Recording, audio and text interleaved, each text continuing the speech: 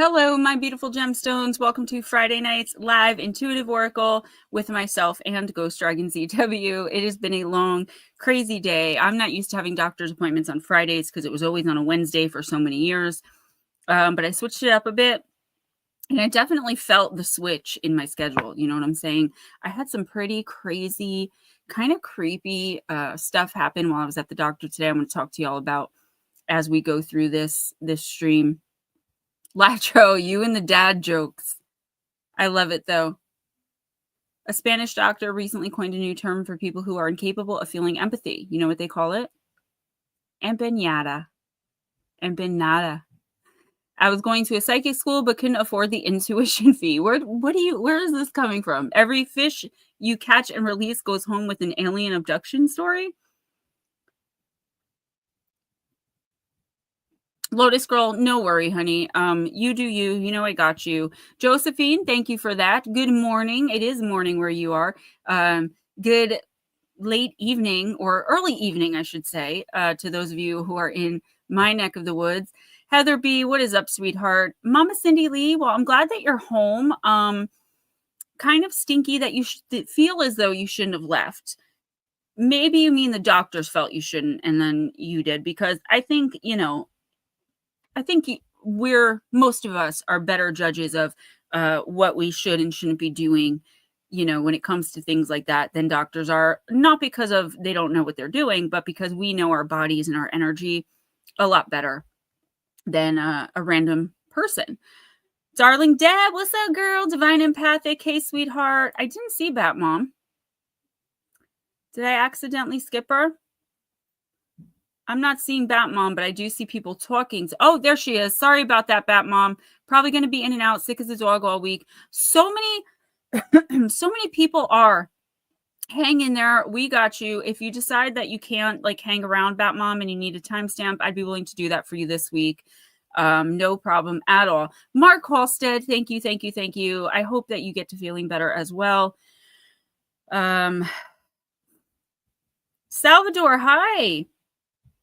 So just a couple announcement or two. Monday morning, we're going to be discussing people who actually traveled into parallel universes, right? So as I was going through the research for that one, I was reminded of Al Bielek, or Balick, however you want to pronounce it. And I was like, shoot, I can't do his entire story now because it's so freaking long, right? There are YouTube videos of him speaking for hours. So I put the Cliff's Notes of his story in the last story of that video. I don't know why I just blanked in what I was saying. But hopefully I'll be able to cover his full story sometime soon. I started the research already. Guys, just one more quick note. Anybody who comes in, it's $2 through PayPal or Cash App. This is, if you're not a member, $2 through PayPal or Cash App, and $4 through Super Chat or Super Sticker, because YouTube takes half. I appreciate all of you who are donating. I appreciate you guys who can't or don't want to donate. Just because I appreciate you being here, being here, watching the video all the way through, or watching it on a rerun later, commenting at least 7 characters, sharing with people to get, possibly some new subscribers. Guys, all of that does help. And the one thing I do want to say, though, is if you come in and you give $50, $10 to cover someone who maybe can't pay this week, which someone has done every single week to make sure that all the readings I give, I'm compensated for. And I just love that. That doesn't cover every single person after you that gets a reading. That's only to cover, you can give me $50. If there are 10 people left and 5 of them are willing to pay, let them pay. That way I don't lose, I lose less money that way. I don't mind anyone covering the amount for anybody else. I love that you guys are so generous and you do that all the time. And even if someone didn't, I would not make anyone go without their message. Y'all would just have to probably wait till the end when I call, did anyone not get a reading who wanted one, who couldn't pay? So yeah, well, I appreciate you guys covering. It's to cover the people who cannot or are unable to pay, not everybody who goes after you. I think that's been a little bit of a discrepancy. And I did have someone who I really thought was a friend of the channel come into my comments and start kind of putting me down about asking for money over the internet.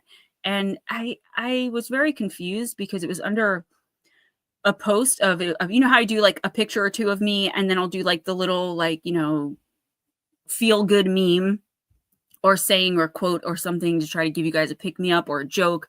It was under one of those, and it was like, sorry, Gemma, but I don't give my money to people over the internet. Like, I work hard for my money. And I'm just like, who asks you to? Like, where are you? What is going on? Right. So that hurt a little bit because I was like, you know, they're like, I have a job where I barely, you know, make enough to get by. And I'm like, no, I get that. Absolutely. But I was like, but I don't appreciate the way you kind of attacked me. I was like, and be grateful that you have a job, that you're not made to feel like a beggar because you're asking to get paid. So pretty pissed off about that. Check this out. My son drew this for me. Well, he didn't draw it. He colored it, I should say. So I thought it was cute. I put it there. Let me bring in Ghostdragonzw, and then we can get moving forward with our readings. Still got to get up early for basketball Saturday mornings. It's been crazy. Hello. How's everybody? I'm feeling better. Good. Getting there. I'm growing. You sound a lot better when we play the game. You no longer sound like Darth Vader. I know. It feels good.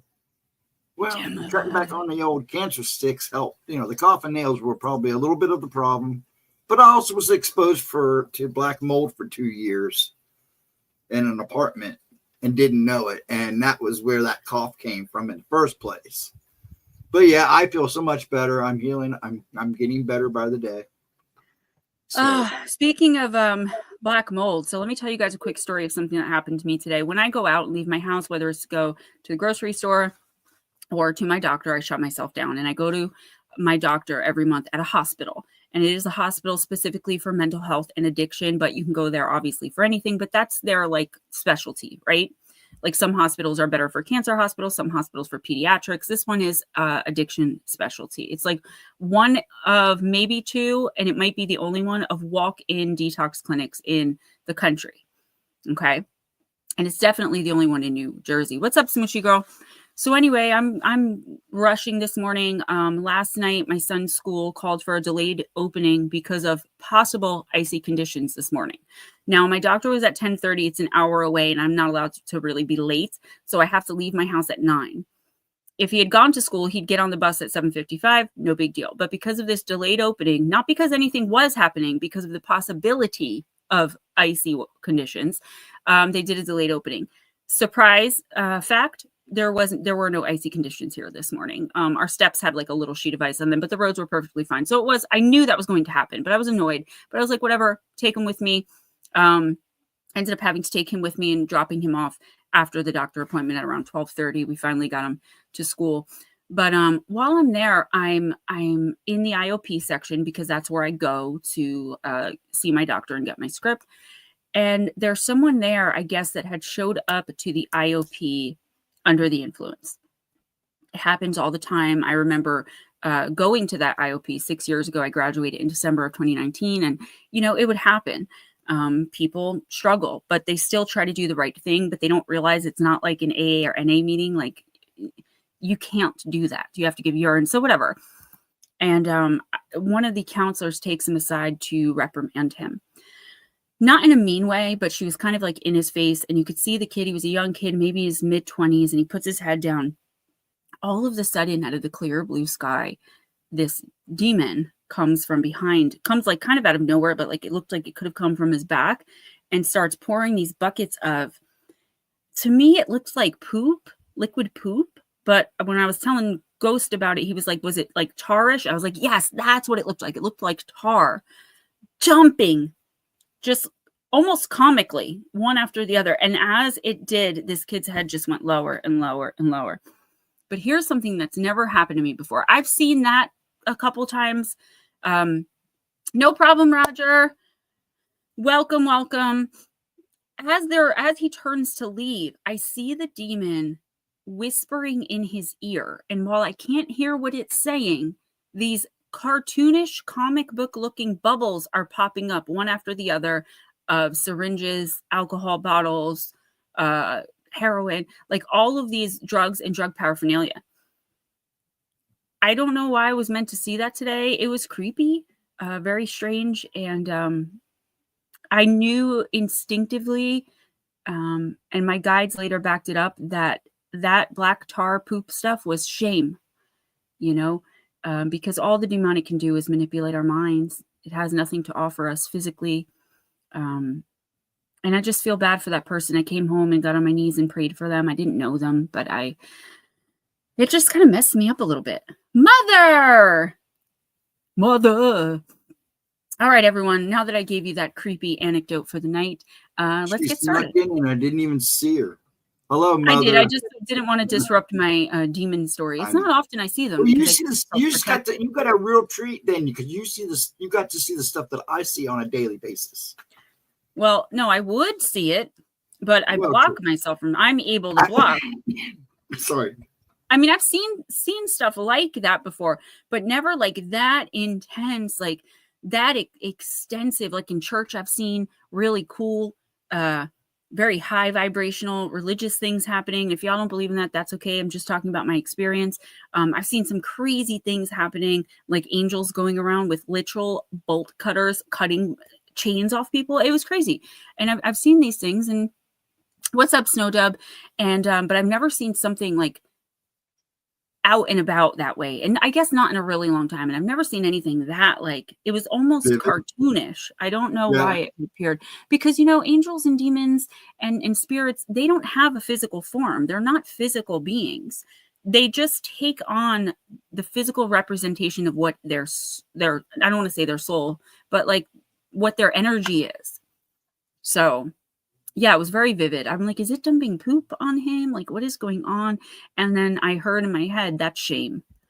And I was like, oh, that makes a lot of sense, right? That a demonic attachment is dumping buckets of shame over someone's head because they relapsed. That's crazy. All right, let's get to it. Who's first? Thank you, Roger. Yeah. Do you want to do Mom first, or you want to wait? She's gonna be here a little bit. Okay, so go ahead and do Josephine, but make sure she knows it's her. Oh, okay, Lotus, yeah.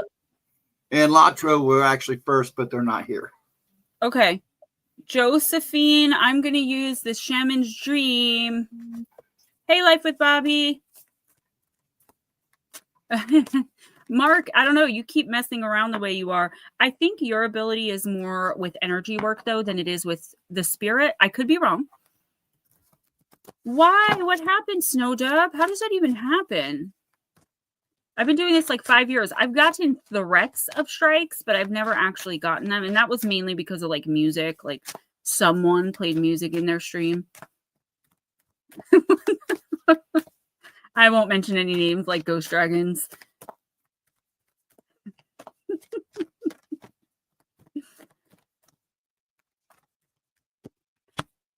Mom, if you do want to go, right away, let me know. I just know you've told me that unless it's like super duper busy, you don't like, going first. So that's why I said no to putting you first.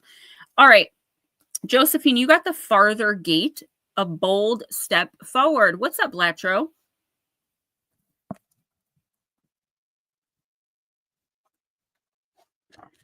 The next experience, legacy, evolving, bold step forward. When the farther gate card shows up, it is a clear call to lift your eyes, hold that thought, Snowdub, to the horizon and begin to walk toward your future. You are marching in place right now, stirring the dust, but not really getting anywhere. Trust that your forward movement will lead you to a new destination you have already set for yourself, but perhaps have forgotten or neglected because of everyday business as usual.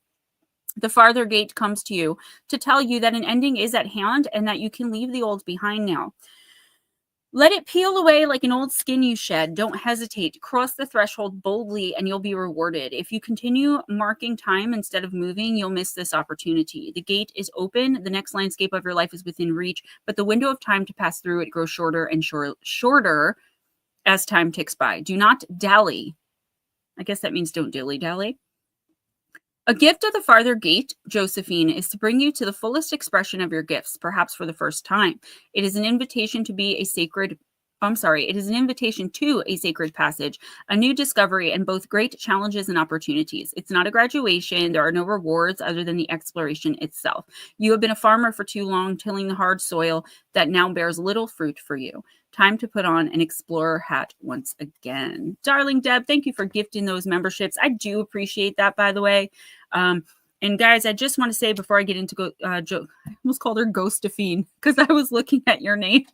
Before I get into Josephine's interpretation, thank you so much for all of the extra donations, because my pay next month is actually going to be significantly more than it normally is. So all of these super chats and super stickers, super thanks, memberships, it is starting to add up. And I just want to tell you guys, I really do appreciate you guys doing that for me. Every little bit helps. And, I just would be remiss if I didn't mention that. All right, Josephine, there's definitely something that you've been wanting, possibly even working towards for a long time. Okay. That you,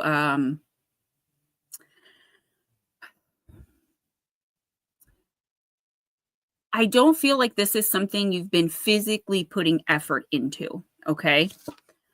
But something you've been mentally preparing for, right? When I was little, I used to practice my award acceptance speeches for Best Actress, right? In front of the mirror. It's something like that. It's like you've gone over and over in your head. You've gone over and over this in your head many, many times, over and over again, of how you're going to feel, what you're going to think, maybe what you're going to say, how you're going to act and react when this opportunity finally presents itself. The problem is you've been spending so much time focusing on that, putting your mental effort towards what you're going to do that you didn't realize it's either approached you already and is now coming back around, or it's like you've already missed one opportunity for this, okay? I feel like this could be your last shot in this one particular area in the next couple of weeks to really keep your head out of the clouds and keep your eyes open for an opportunity to get out of a toxic situation, to step into a different way of living, perhaps a new job, or, there's something major here that you want very deeply and very badly, and you've been mentally preparing for it for a long time. But I feel like now that the opportunity is finally coming in, you may not, you run the risk of not accepting it because while you're emotionally and mentally prepared, physically, you have no idea logistically how you're going to pull whatever this is off. This is the universe telling you, don't think about those things, right?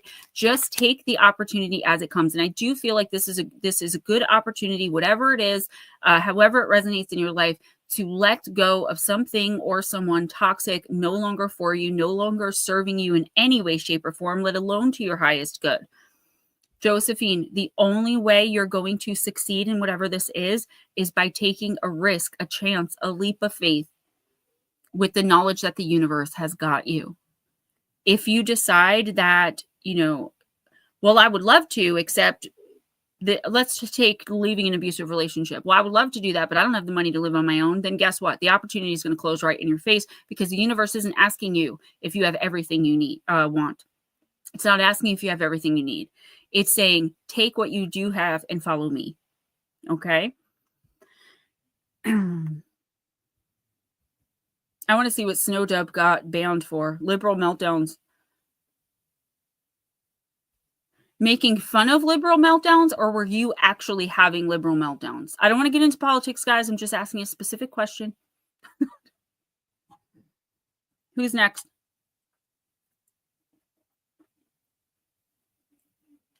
Hold on, I'm sorry. I have a new setup. Everything laid out different, and I'm all kapuckled. Hey, well, Anna, Heather didn't answer, so go ahead and do Cindy Lee, and then when Heather comes in, I'll squeeze her in. Snowdub, those are my favorite kinds of videos. Yeah, They're my guilty pleasure. They really are. They are fun to watch. Who did you say? I'm sorry, Mama Cindy? Yes.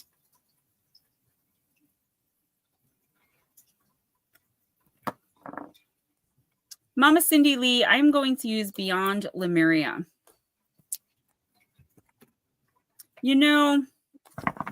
I feel like if it were the other way around, you wouldn't have even gotten in trouble. That's all I'm going to say on that. I got your back. I back you up. But that's why I don't talk about politics, because I'm on the wrong end of the spectrum and I will end up losing my channel. All right, beyond Lemuria.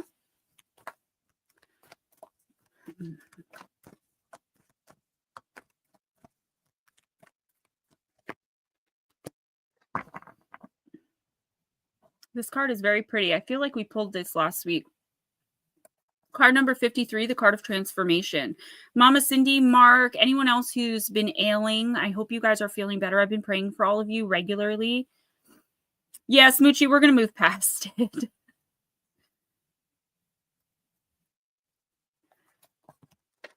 Okay.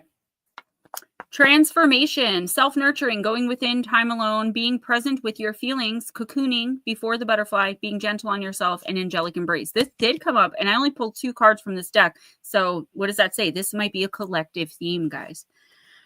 Feel whatever you need to feel. It may be hard to be present with some parts of yourself. Bring them into a cocoon of gentle self-love, and reflection and insight will come. The shadows can be released, and your heart space will soften. Cry or be angry, if this is what you are holding on to, and laugh at the hilarious, ironic, divine perfection of it all.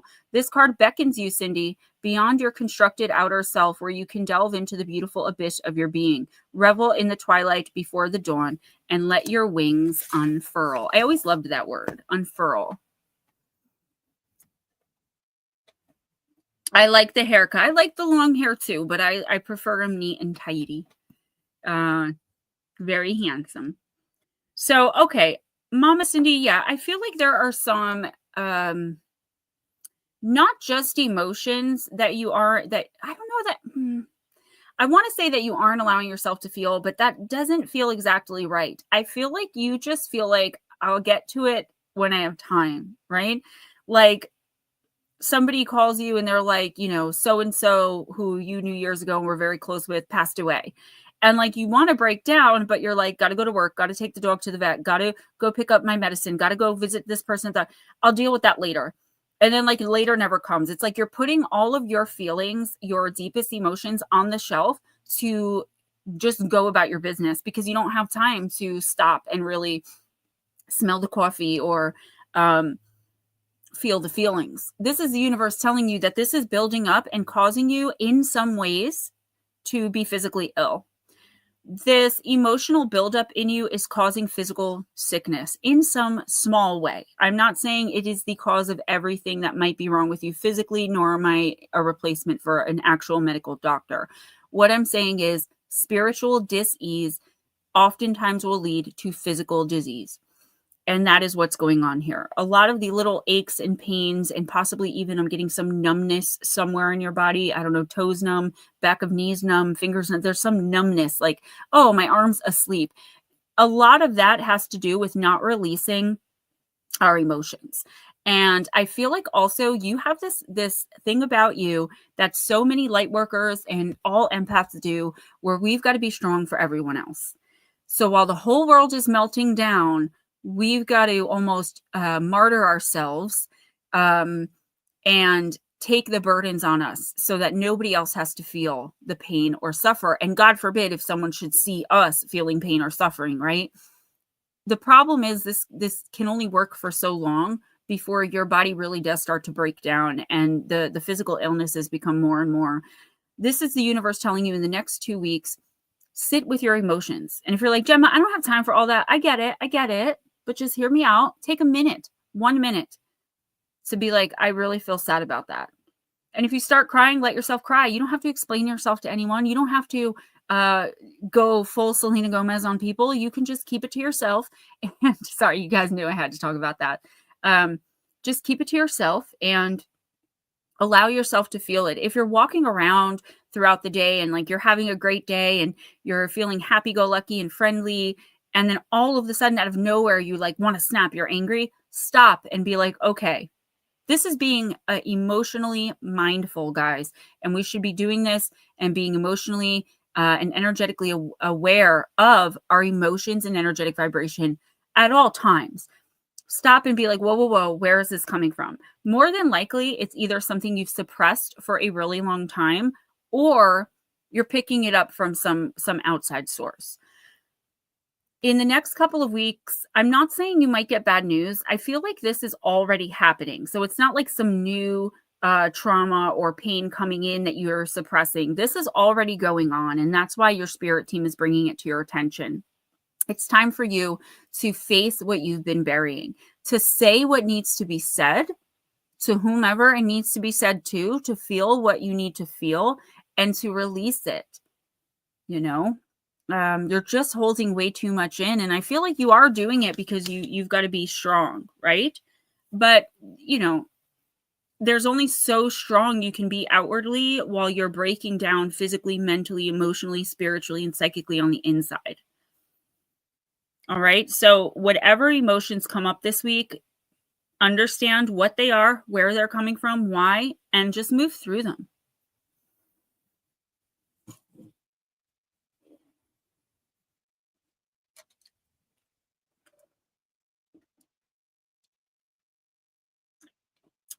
Okay. I'm sorry about that. I was fighting with the button. Darling Deb, and thank you, Edna.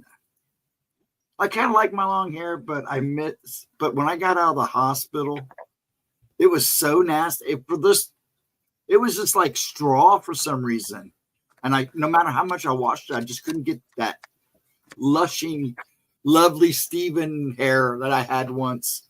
So I figured I'd try over again. Hello, Miss Heather. Welcome back. No, you did not miss you. Don't worry. Darling Deb, I'm using Deep Dark. What? We'll do her right after Darling Deb. Darling Deb, I'm using Deep Dark and Dangerous. Yeah, I got to get a new pink wig. I treated this one today and brushed it out, but it's just, they get so old. This is like my 5th one. I love them when they're brand new. They're so fluffy and pretty, but then they start to get raggedy on the bottom, which is okay, like when I'm filming, but the back, I can't be walking around like this. So, you know, they cost between $9 and $15. It's not a big deal, but I was never one to like, I don't even know how to do like my own hair. Do you know what I mean? So like to style wigs and stuff is just not my thing. My sisters were more like the dyeing and curling and crimping and all that to their hair. I never did that stuff unless they would use me as their guinea pig. I remember when I would ask my sister Christy to do my hair in the morning for school, she wanted to sleep late. But she would always promise the night before that she would do my hair. And like 3 years in a row, she'd be like, no, just do the makeup pictures. So the one morning I told my mom, and my mom's like, look, you promised her you got to get up, you got to do her hair. So she did. She curled my hair, but she kept every couple of minutes just burning me with the curling iron on my head and being like, oops, sorry. So I don't like curling irons for that reason.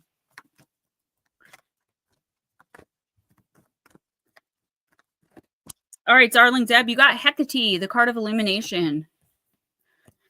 Yeah, that is pretty amazing. I don't have any grandkids yet. My sisters both do. My older sisters. Seek and you shall find. Sometimes you need to travel through darkness to find the real treasure. Almost anything worth doing takes time. Move off the crossroads. It's time to make a decision, a considered decision. Keep your focus on your purpose and don't wander off the path. For a long time, the so-called dark goddess got a bad rap. People thought if a goddess was of the dark or looked a certain way, like scary, then they were absolutely evil or nasty. The Christianization of certain mythos twisted many stories as well, in particular those deities, usually female, who were perhaps magic makers, sorceresses, too independent or feisty, who were remade into evil and dangerous spirits. Stories of Circe, Kali, the Morrigan Le Fay, and Medusa are examples. And so when we look at a complex figure such as Hecate, it is important to understand that paradoxically, a dark deity can actually be an illuminator. Deb, yeah, I can't even do that, right? I haven't had a haircut since my mom moved last March, and now my hair is so long that I can't even do like a messy bun. So what I do is I just wrap it 3 times and then pull it halfway through a ponytail, so I have this like little lump on top of my head that just wiggles around it. That is one of the main reasons I wear a wig all the time now. Like you almost never see my real hair. I just need a style. That's all. I need to go and get it styled. The Smoochie, I know you've come to love Hecate, and I love that because when I first started, I always said, you know, I don't worship other deities, but I do sometimes work with 3 three in particular, the main one being Hecate. I love her. I think she's got a lot to offer people who are working with and within the spiritual realm. To thank Hecate, oh no, I didn't read this part. When Persephone was taken by Hades into the underworld and Zeus and Demeter negotiated for her return, it was her friend, the goddess Hecate, who lit torches for her to guide her home. Persephone was allowed to return home for half the year, and she was guided through the darkness on her return by Hecate and her torches. From that time, Hecate became Persephone's guide and companion Propolos, which means serving or attending on her annual journey to and from the underworld. Similarly, in 340 BCE, the greatest general of the age, Philip II of Macedon, was ready to complete an attack on the Byzantines and their allies, the Athenians, after a lengthy siege of the walls of Byzantium. It was a dark and wet, moonless night, and Philip thought this would be the perfect undercover foil for a final push and a surprise attack on the city. His troops prepared for an assault on the city and were very confident of success. Happily for the Byzantines, the patroness of the city, Hecate, favored nights such as this too, and she was watching. As Philip's soldiers began forming their attack, Hecate lit her bright torches in the inky heavens. This unexpected bright light awoke all the watchdogs of the town, and they began to loudly bay and bark. The garrison was awoken, and they foiled Philip's attack. This was the turning point in that siege. To thank Hecate, the city erected a special statue to her referred to as the Lampadiferos, or torch bearer. It was erected on a hill above the Bosphorus Sea to commemorate Hecate's defensive aid. Hecate literally carries a torch, even though she stands in the opaqueness at a crossroads or under a moonless night sky. Yes, she carries a torch when she is striding through the darkness of the deep underworld, yet she is actually lighting the way out for all of us. Plant companion garlic and crystal companion is moonstone. Oh, wig life. It's great because you get to have all these different looks, right? Like my dark hair doesn't look so good in light colors, but my pink and my blonde hair do. I'm not ashamed. I love my wigs. I think they're fun, and I think they give me character, right? Deb, so you are at a crossroads, and I feel as though you are. You know what this is about. I don't think this is necessarily talking about that main big thing, though, because it's telling you that you need to get off the crossroads and decide which way to go. You're not quite there yet with that main thing that we've talked about, right? About you walking away from a certain person. I feel like this is something a little bit smaller. It might take you some time to think about it to see how it resonates, but this is the universe telling you, like, why are you so scared to take a chance, right? I feel like you've been offered something, or in the next 2 weeks, you will be offered something, almost like I said to Josephine, where it's like, but I don't think you're going to miss this. It's going to be very like in your face, like the offer of a promotion or the offer of, there's something on offer because I'm seeing hand to you, like I'm offering this to you. Do you want this? And it's like, it's one of those things where you're like, heck yeah, I want that. But again, you're stopping yourself and thinking of logistically how this is going to work. And the universe is saying, no, girl, no. Do you want it? That's all I'm asking. I'm not asking, what are you going to do with it? What are you going to do after you take it? I'm only asking, is this something you want? And if the answer is yes, then the universe expects you to just say yes to this opportunity and let everything happen the way it's supposed to, right? This is something that you're not really meant to have a hand in because you already wrote this into your contract, which means you already have a hand in it. You destined it to yourself. I do feel like it's the offer of like a major change, something that could be pretty big. It's more minor than the bigger situation over here, but it's not like, I wouldn't say it's a tiny thing. It's definitely a major choice. Yeah, it's definitely, it's something that you're probably going to have to think about. And I feel like the main message here, and thank you because I was losing myself there. The main message here is like, don't sit forever at the crossroads. Eventually you're going to have to choose yes or no. If you don't, and the universe ends up having to decide for you, you're going to have to be taking like 10 steps back in your spiritual evolution and journey. And you're going to have to relearn a hard lesson again. Right. And I feel like all you have to do is make the choice. Because even if you say no, I'm not ready, or no, you have to acknowledge that you're making a choice in this situation, for better or for worse, right? Whether it's the choice you want to make or the choice you feel you need to make, the point here is that you make the choice. Now, I want to tell you to, yes, go for whatever this is. You got this, but that would be Gemma telling you that. So just full disclosure, that's my advice, because I see it being something big and bold and bright and perfect for you. But I also know logistically, whatever this is may not work right now in your life. Make a point to not stand around procrastinating, to not stand at the fork in the road, not going either way, right? Because eventually you've got to move, or the universe is going to move you. And the universe never moves us in the direction we need to go. It moves us backwards, makes us get to that point again, even if it's in a completely different scenario, in a different situation, and makes us sit at the crossroads and choose again. And we can keep doing this. This is why certain people are in one abusive relationship after another, after another, after another, after another. Because we're not choosing to get out of those situations. Those situations are just ending on their own, right? No, I'll just do the hard thing eventually. Well, here's the thing. It's not even about like doing the hard thing eventually. What's going to happen is you're going to be thrown right back into the same chaos, but like it's just going to look a little different. So it's going to be a constant uphill battle and a struggle when all you have to do is choose like yes or no.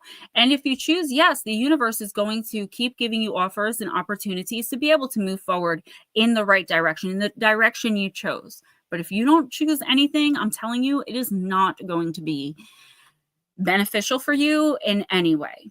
And by the way, this is the first week of February coming in. Next week and the week after, I will be doing my video calls.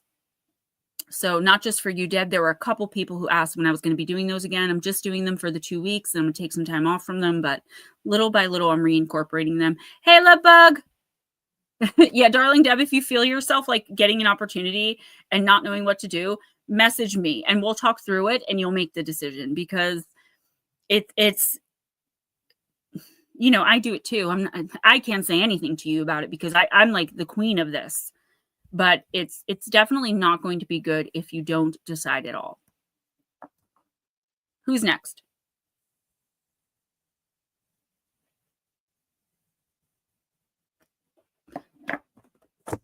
I'm sorry, Heather. Really, Netter? Welcome, by the way. Oh, Blue said he was in the middle of something, that he was going to be late. I thought there he is. Getting a personal thing taken care of, but he'll be in. Yeah, he messaged me and told me that. But thank you for stopping in, hon, and we'll see you in a little bit. I'm going to have to look that up. Hold on one second, okay, guys?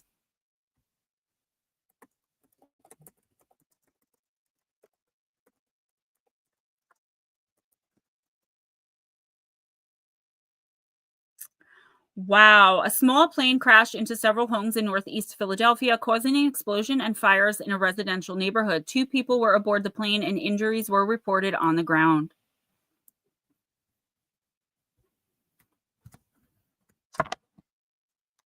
You're welcome, sweetie. I got you. I got your back.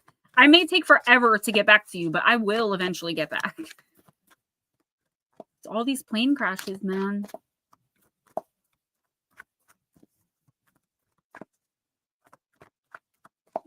I'm trying so hard not to say it.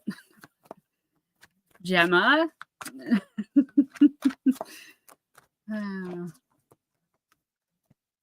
All right, Heather. I'm using Aether Creatures.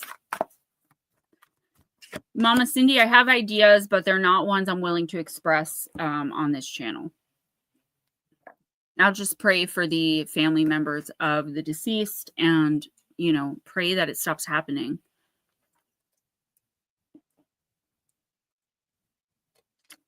Oh, and I've flown once.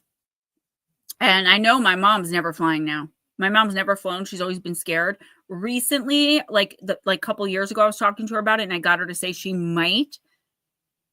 She's never going to now. We're going to be taking a boat or driving wherever we go, which is okay. Hey, Sue, welcome. All right. Heather, you got Hakegan, card number 28 in the upright position. Truth, self-truth, honesty, self-honesty, reality, and mirror. Nope, I'm not going to do it. I'll express it on my TikTok on Monday. If Hekigan or Hekigan, I'm not sure how to pronounce, has appeared to you right side up, it's a message that in order to make the right decisions for yourself, you have to see yourself clearly. In the moment, Heather, chances are you are not seeing or admitting to something about yourself, or you're not being honest with yourself or to someone about who you are. You need to see yourself as if watching from the outside. The answer you're looking for in this case already exists inside of you. So now might be the time to really dive within and ask yourself some really powerful questions. Try meditating in front of a mirror or pay a visit with someone who can help you whittle down what your actual truth is. In this situation, seeing yourself clearly could cause you to make drastically different decisions. It will also make everything that has happened up to this point and everything that is happening make perfect sense. Keep in mind that a concept of self is the enemy of an awareness of self. You may have to admit to some uncomfortable truths about yourself, but those truths will lead to you making compatible choices and therefore prevent injury to yourself and others. When Hekigan comes right side up, you need to figure out your own truth. You need to see what's real and true about you, such as your true feelings, true thoughts, true desires, true motivations, true behavior, true appearance, true needs, and even true preferences. You need to put genuine energy into understanding yourself and being honest with yourself. So, okay, here's the thing. This isn't you necessarily lying to yourself. Okay, so I want to get that out of the way. Oh, you did go to the Bahamas. That's right. For some reason, I thought you took a boat, like a cruise ship there. Okay, so this isn't necessarily you lying to yourself. This is you just not coming to accept something yet, right? I'm going to tell you what I think it is, and I'm going to use my life as an example. I have been, and you can ask my mom, with some winners romantically, okay? One after the other, cheater, beater, drug abuser, cheater, beater, drug abuser, cheater, drug abuser, beater, drug abuser, beater, cheater. Like it's just nonstop. Liar, manipulator, narcissist, liar, manipulator, narcissist, over and over and over. Even people who are good people at heart were horrible to me. Which does make me think a little more about how many narcissists have actually entered my life. But here's the thing. Very recently, as in the past 2 years, I have gained this self-empowerment and this self-strength, Heather, that I see you walking into. I've seen you stepping into this energy for a while now, and I was waiting for the moment to happen, and I feel like this is it, okay? In the next month or two, not week or two, month or two. What I do now, whenever something bad happens in my life, instead of saying so-and-so is such a narcissistic a-hole, like F him or F her for treating me this way, I sit back and I remind myself the seeds I planted that got me here in the first place. Okay? Not that it's my fault that somebody is being that way to me if I'm not doing anything, but being in the situation in general is my fault. I made the decisions that got me here. What I've learned from this and what you're going to be walking into, because I do see you embracing this and really trying to understand yourself more. How did I end up here? What did you ignore, right? Let's put it in terms of you now. I ignored a million red flags that I knew at the time were red flags. So what did you ignore in the very beginning of when this relationship or situation, whatever it is, started? And how much are you ignoring now? And why? Because the why is your truth, right? I ignored the red flags because of my fear of abandonment and my need for to feel loved, even if it was disingenuous, false love, and I knew that it was going to end up turning to poop in the long run. In that moment, it felt so good. I needed it. I had to have it. And I was willing to ignore everything for it. Now, I'm not saying it's the same for you. I'm just saying there is something here that you are going to need to face in the next couple of months. Facing this and understanding the role you played in getting to where you are negatively, right? Because you've been amazing as far as positive growth. We're talking about one thing here, a repeating pattern in your life. Mine was because my fear of abandonment, fear of not being good enough, and fear of never being loved. That I ignored red flags all over the place. I allowed people to treat me poorly, most of my life. Now I know what I bring to the table. I know what I will and will not accept. I speak my mind in kindness and with dignity, and I let narcissistic comments roll off my back for the most part. But I had to really explore my inner workings to do that. And it's a hard thing to look at yourself in the mirror and see your flaws. Not your physical flaws, your actual flaws as a person. Like the flaws you came here with on purpose. My ego. I was a total narcissist for many years. I feel like the universe is trying to call your attention to these things because eventually, some point, I would say this year, you're going to end up being able to get out of something toxic here. So a romantic situation, a job, that doesn't appreciate you, it's not paying you enough, whatever it is for you specifically, Heather. But you have to be prepared for when that opportunity comes and know, what to look for, why you would ignore red flags and why you're not going to anymore. What's your worth? What do you bring to the table? What are you worth to yourself? That way, you don't end up in the exact same situation again, and you can break this generational curse, because it is generational. You came into, from what they're showing me now, you came into this existence as Heather B, having been through this in multiple past lives. That's why it's so important now that you finally learn the lesson so that you don't have to be burdened by it in the next life. You'll have enough to be burdened by when you reincarnate. Trust me.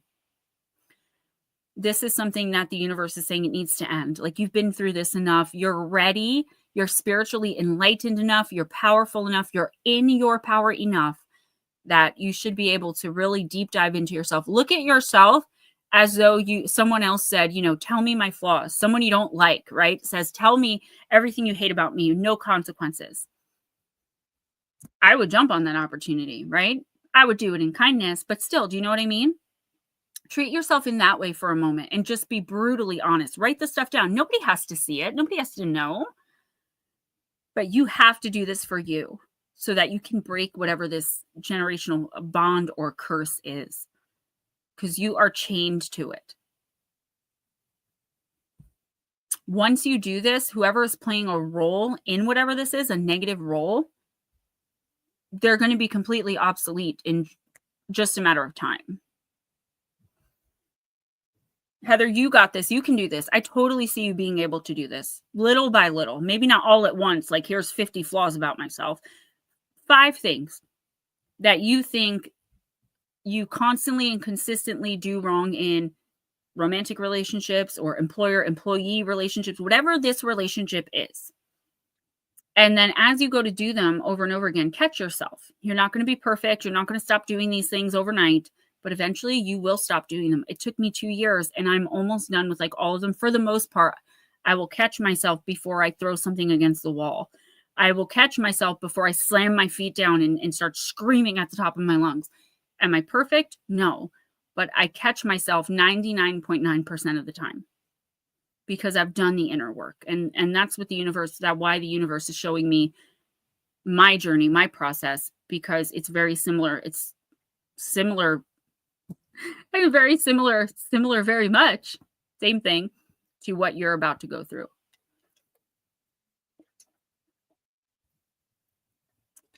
Heather, yes. And that's what I mean. You are so ready for this. Yeah. Smoochie, basically, right? Who's next? We can get mom in soon if you don't mind too. Do Bat Mom, then do Mom. All right, Miss Bat Mom.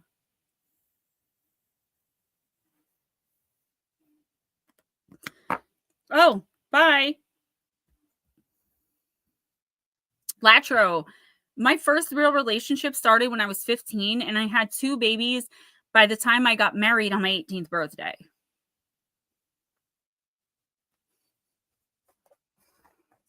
Bat Mom, I'm using Halloween.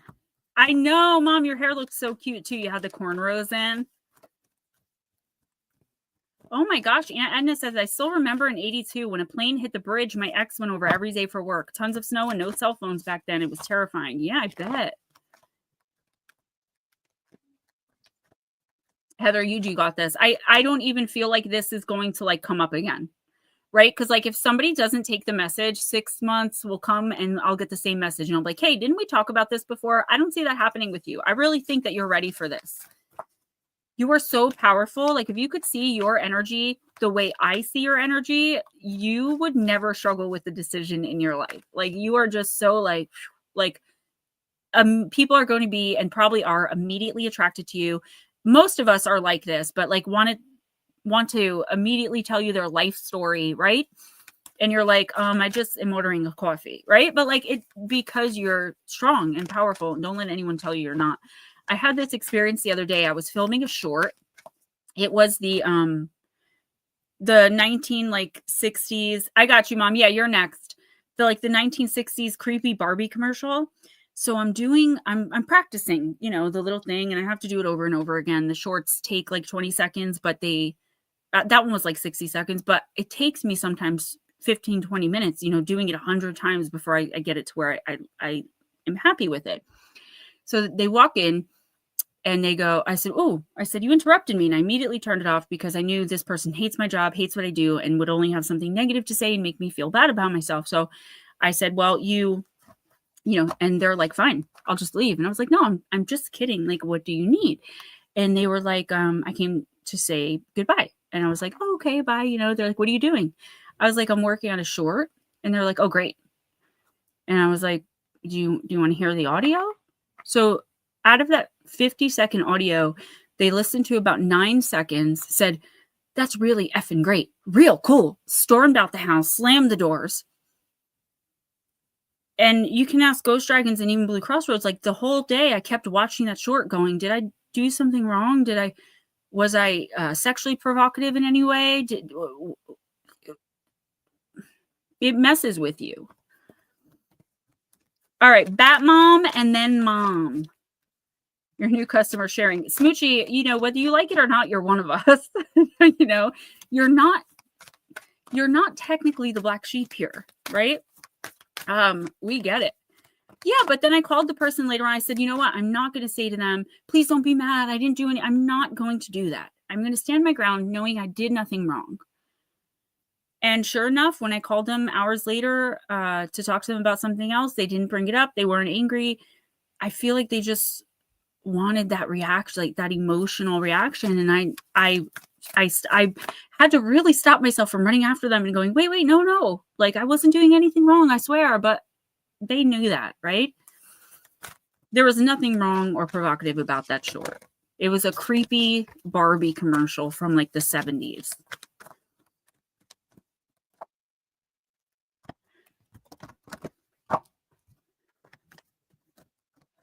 Smoochie, just because somebody passes away doesn't mean we have to make believe they're a saint. We're allowed to be honest.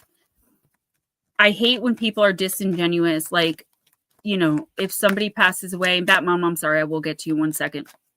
Somebody passes away and suddenly everyone's like, oh my God.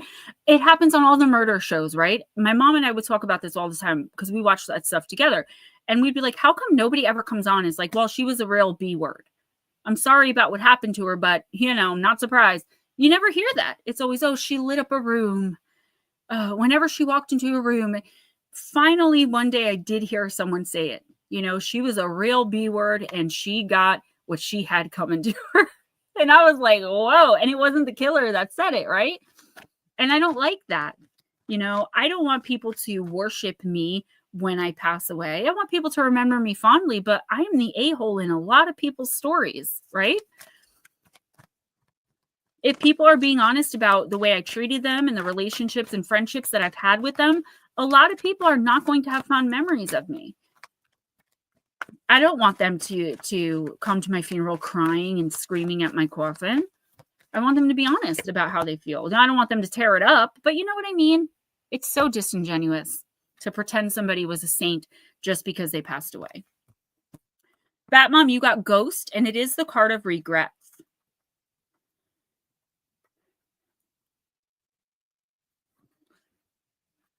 Guys, please don't forget if you can donate to PayPal or Cash App. I do appreciate it. I only get paid once a month. YouTube takes half, and anything you guys donate does go right into my bank account, and I can access it immediately. And I'm broke, so Anybody listening afterwards, if you don't want to, or if you can't donate, that's perfectly fine. I never turn anyone away. I don't judge anybody. I don't donate to anyone's YouTube channel either, because I can't financially. You don't have to attack me in the comments. Just don't, right?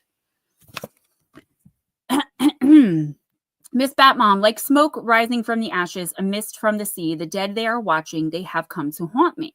The traditional definition of a ghost is the apparition of the spirit or soul of a formerly living being. Ghosts can be both in human form or animal, and even occasionally inanimate objects such as ghostly ships have been reported.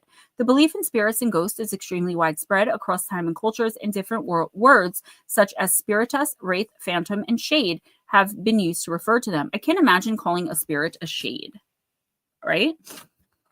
Ghosts can be both people that we have known, like our ancestors, for example, who visit to assist us, or presences that are bound to a particular place because they have found it difficult to let go even after death. The concept of the haunted house or the cursed place is the basis for many a creepy ghost story. In fact, the most interesting ghost stories often involve a very angry or destructive spirit coming back to wreak its revenge after death. The Old Norse word for ghost has the same root word as the word fury. It's said that the spirits that cannot let go of this world have a reason for this. Sometimes it is to warn the living, to guide them, but generally it's because they haven't finished their business here on the plane of the living. They have regrets. Hey, Cliff, that they wish to resolve. Should the ghost come gliding into your life, Batmom, during divination, it may indicate that you have some regrets to let go of. Holding grudges or regrets is burdensome work, and it weighs us down eventually. By taking actions to free ourselves of these old burdens, we clear the way for more rightful and wise action for the future. We can begin to live again fully if we let go of what was and step into new possibilities. So, yeah, Batmom, this isn't saying you don't have a reason to be holding a grudge, right? Or to be ghosting somebody, because that is kind of what I'm seeing. But what the universe is saying is like, forgiveness doesn't have to equal reconciliation. I could be a broken record. That should be on my merch. I say it so much. But you do eventually, if you want to be spiritually clean and like free of these spiritual and emotional burdens, just say, you know what? They did what they did. You don't even have to really offer. I mean, I guess you do kind of have to offer forgiveness because you have to let go. And really the only way to do that is to forgive, because if you just try to ignore it, it's going to keep popping back in. Forgiveness is for you. The other person doesn't even know. You can still keep ghosting them. It's just now you're doing it because you simply don't want to be you don't want them involved in your life. You don't want to be around them, not because I'm so mad at what they did or didn't do. There's something here I want to say that you've been struggling with, okay? Where maybe you were really angry at someone. I'm going to give you an example, a Gemma example. Say that your son-in-law smacked your daughter. You're furious. He did it right in front of you.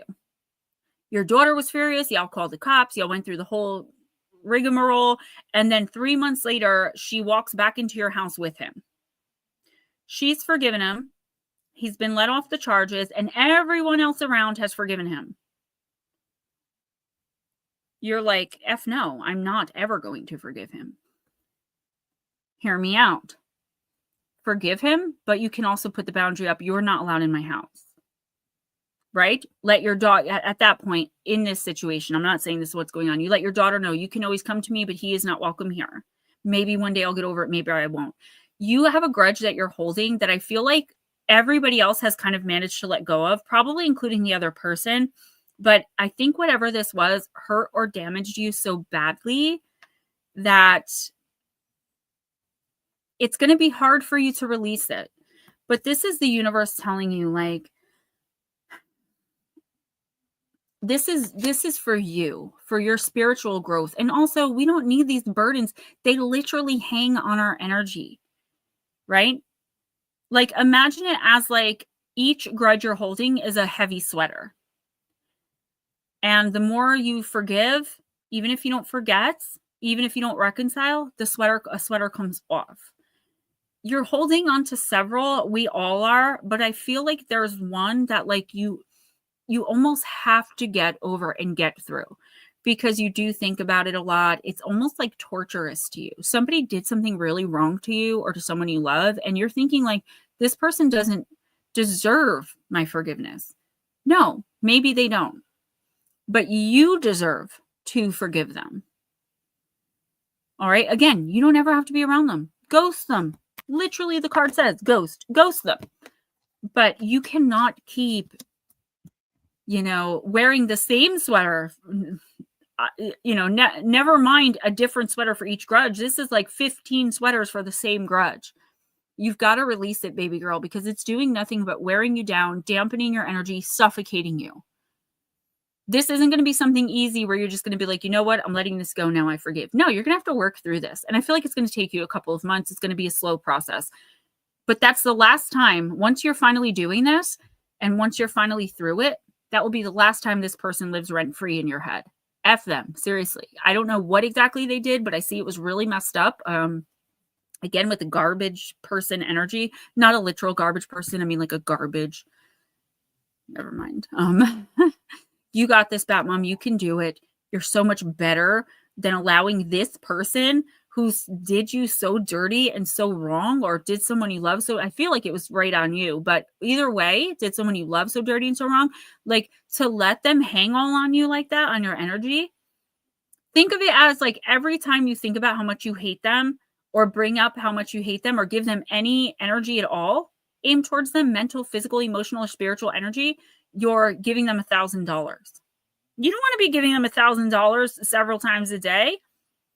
Let that mother effer go, as my Aunt Peggy used to say, those mother flowers, all right? Go cook you a steak, Latro. If you want a reading, let me know. I had to read for my mom. I can do you right after that, or you can just head back in later on.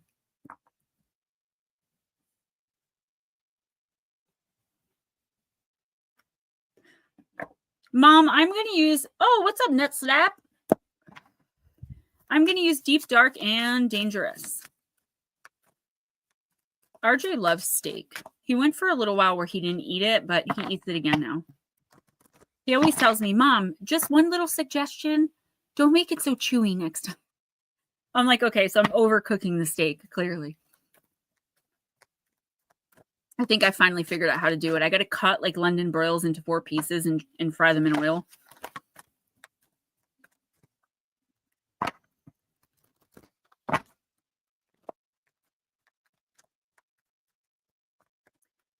Black Dragon, I did that. I was cooking and I burned the bacon. Damn. I did that short for him and I never saw him again.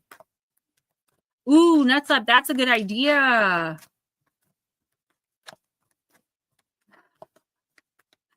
Batmom, things like this could also, I'm not saying they're causing that flu, but I will say that it does break you down physically. So, Mom, it's kind of funny you got this card because you may not remember, but when I first got this deck, I was showing it to you. And there was one card in particular that you looked at and you were like, ooh, that is creepy. Don't ever show me that again. And I was like, no, but the Minotaur is actually a good guy. He's a good guy. And you're like, I don't care. That's creepy because you got the Minotaur. The card of compassion. It's card number 17. Look at him. Look at him, mother.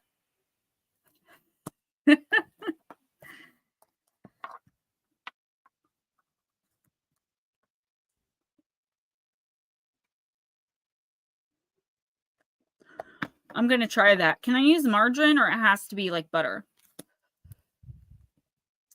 Mom, extend compassion to others and to yourself. Pity is not the same as compassion. Be aware that you may be being scapegoated or that you are scapegoating others. Take responsibility for your actions. Look deeper before making decisions about others and seek your shadow. So scapegoating means like somebody that is, everybody blames for everything, right? No matter what goes wrong, it's like, oh, it was so-and-so's fault. Even if they were a million miles away and had nothing to do with it. It's like the person we always look to blame. So you're either doing that to someone, blaming them for literally everything, or you're allowing someone to do it to you. But let's go a little bit deeper. Let me find out, okay? I actually prefer margarine. I never use butter, ever.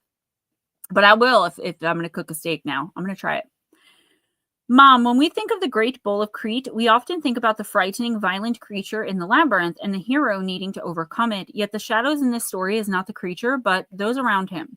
Minos is one of 3 brothers vying for the throne of ancient Crete. Crete at the time was one of the most powerful centers of influence in the known world. Minos argues that the kingship should go to him because of his uniquely good relationship with the gods.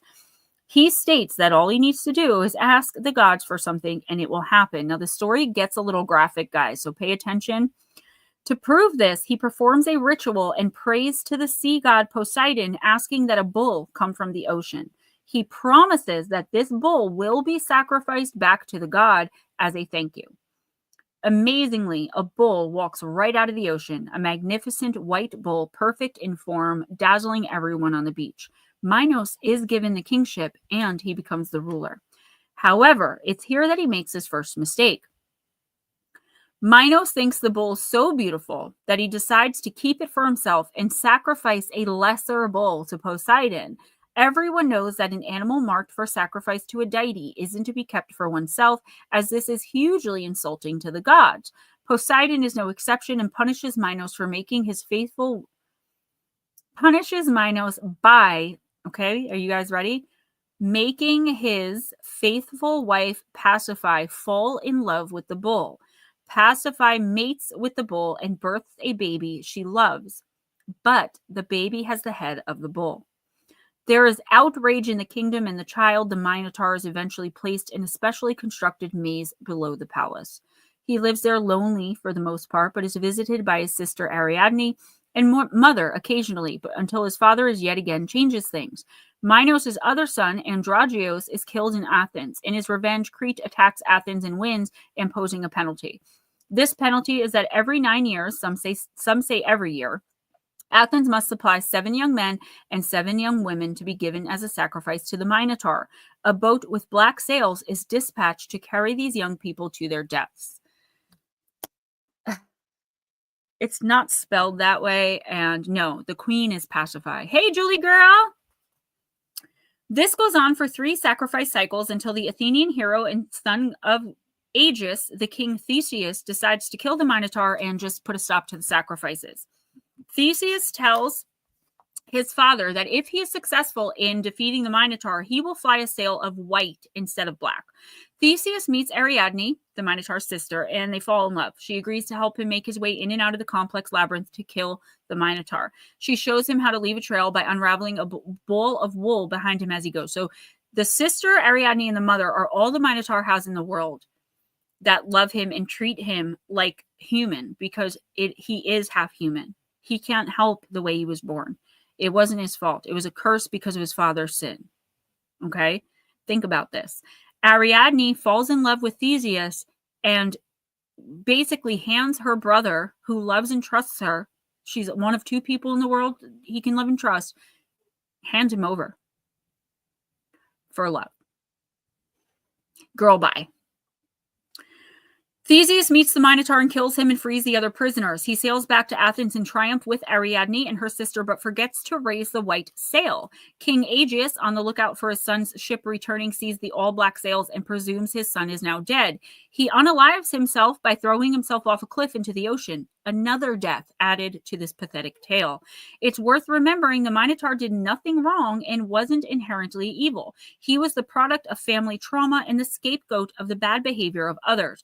What if he had not been disowned and shunned? What if his uniqueness was an asset and not used as something monstrous? What if he had been shown compassion instead of disdain? Literally, the Minotaur was the embodiment of the dark part of the family or a person's own consciousness that lives hidden and that no one really wants to see. So, Mom, your plant companion is the Minotaur, the Crocosmia, and your crystal companion is Carnelian, which is beautiful. How did you know? How did you hear it pronounced? Mom, this is actually really interesting because I haven't spoken with you about at least one particular situation in your life recently. And I'm kind of glad we hadn't talked about it because, one, I want to talk to you in person, but also because I can give you a reading now without it like trying to see where it fits. I'm just going to tell you the message. This is a card of compassion. I feel like you've definitely been wronged. Oh, right, Jules. You've definitely been wronged. I feel like you instinctively and intuitively may have seen something coming that then eventually came to fruition. Now, you've heard it. I'm sorry, I was reading. You knew it was coming. We were just talking about ignoring red flags, but you wanted so badly to believe that someone wasn't fooling you or someone wasn't lying to you, right? This doesn't have to be that situation. You take this as it resonates. You knew all along that possibly someone wasn't being completely honest with you. That doesn't mean they lied about everything. That just means, so can you blame that person 100%, or do you have to look deep inside of yourself to the shadow part of you and say, well, I did kind of see this coming and I ignored it, right? Not blaming you, because nobody has the right to treat you badly or lie to you. But like I was saying to Heather earlier, it's like the seeds we plant, we have to acknowledge them. What this card is saying is make sure that, normally I would say this card is telling you to show compassion to that person or to those people, which you definitely can do. But I just feel like that may not be the best idea right now, because you could be dealing with a person or people that's going to see that little bit of compassion as an entrance back in. This is telling you, one, be compassionate to yourself. Forgive yourself. Don't beat yourself up. Don't let this be the end all and be all. So say this happened at work. And you knew your boss was lying to you, for years about a promotion, but you continued to work your butt off, knowing that you were being lied to because you were just so hopeful that you were going to get that $1,000 raise, right? And this is like, you can be compassionate, but you don't go back to work for that person, right? You cut them off. And then be compassionate to yourself for ignoring it and not going and finding a different job all those years or whatever. I also get another message here, Mom, that's kind of completely random, but what I'm hearing is like, people are being discompassionate to you or uncompassionate. I don't know what the word is there. They're not being very careful of your feelings. They're not being very mindful of how you must feel right now dealing with all of this, knowing that you could have probably prevented a lot of this pain had you just acted on your instinct, right? You know where you went wrong and you know what happened and you know what you're feeling. There are people around you, or at least one person, who really is not being very kind to you. And I feel as though you're not saying anything to this person because, one, you might feel like, well, I deserve that because I did get myself in this situation. But number two, it's like, that's just how so-and-so is. They're just outspoken. They're just blunt. No, I'm tired of that crap. Absolutely not. That's not an excuse. I tell people all the time, I feel like in our family, if I do something wrong to somebody, I'm told, that was wrong. You need to apologize. And I always do. But if someone wrongs me, I'm told, remember forgiveness. And that's how it's always been with most people. I'm not specifically saying you, but like how I feel in our family from both sides, it was always, oh, that's just Gemma. She'll get over it. Don't worry about it. Because I always did, because I didn't feel like I was important enough to hold a grudge. God forbid someone who treated me badly have to say they're sorry, right? It's kind of the same thing here. Mom, you need to speak up for yourself. If you feel like somebody is getting too involved or, being too much, too extra about what you're dealing with, you need to tell them, look, I appreciate your help, but, I don't want to talk about that right now. Or actually, you don't know the whole story. So I do appreciate, that you're trying to help me, but let's not talk about it. You really need to think about in your life right now who you can really trust emotionally, because there's not that many people. And I feel like you keep being tempted to go and talk to people about what's going on. And these people, while they may love you and care for you, they're in it for the gossip. They're in it for the drama. You have got to stick to the person or people who aren't in it for those things and who genuinely just want to help you feel better and get through it. If you have no clue what I'm talking about and you're like, nope, I dealt with that situation, no one's lying, somebody is, or somebody did. And now you're dealing with the aftermath of it. Hey, Stevie B, welcome. Mom, I got you. If you ever need to talk, you can just call me, particularly on Sundays. And you know darn well that you can trust me because I love you more than anyone in this world besides my kids. So, I'm always here. You find out. I'm telling you, I'm going to have a lot of money someday soon. And I will spend it to hurt people for you. Minotaur, we're still on it. You guys are so funny. I love you guys. Who's next? Divine. Hello, Stevie B. Nice to see you. I've been hanging out in the background of your chats. Haven't said a lot. I've been feeling good. Now I'm getting new more again. Stevie B is part of MOGS, Mongolian Monsters. Oh, you were just talking about them before stream. Ghostdragon's hair is shorter. It looks so lovely. I was going to say something. Dang it, Steven, I forgot. Only when I talk to you about, and you're absolutely right about all of it. Mom, not because you're saying me, just like if I were not your daughter and just someone giving you a message, I would tell you there's like one person. There are some people who love you so much, they're very, very judgmental. There are some people that it's making very angry. There are some people that can't put themselves in your shoes because they think that nothing like that could ever happen to them. They forget where they came from. Do you understand what I'm saying? With me, I mean, I've become so spiritually connected. I don't judge people. I don't judge anybody. I really, truly don't. And I especially don't judge my own mother. So, you know, we'll talk. Dang it. I had something I wanted to say. Who was next? Divine Empathic? Yes. Thank you, Miss Divine. Was it at me or? It was just to the chat. I was. Fire me. I can leave. No, but I was saying something. Poop. It'll come back to me if it's important. Really don't trust anyone. I think with certain specific situations, you really shouldn't, because again, it's not that people that you would be talking to don't love you. I just feel like a lot of them, because their lives are very different, they don't understand. You're a Cancer sun, I'm a Pisces sun, and I do really believe in that. I believe that is one of the reasons you and I are so close, because we're the same in the area of being very, very emotional, but people not understanding it. Damn, I had something I needed to say.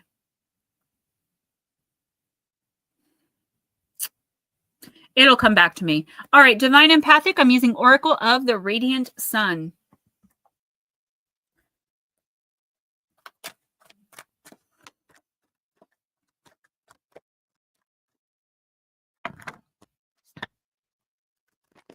Hercules, Hercules.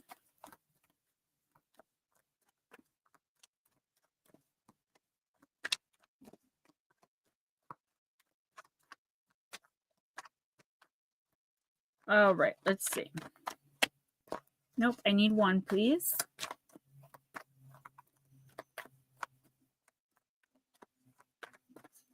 Oh, I got to get these pictures developed. For RJ's, this thing is due Monday. I've had it for like 2 weeks and I keep forgetting. I haven't had the money. It's a big heart.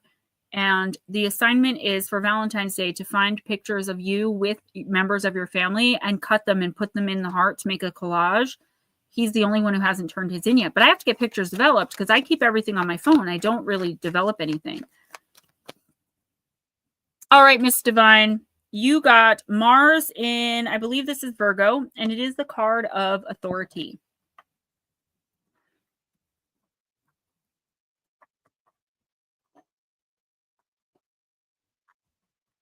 This is driving me nuts.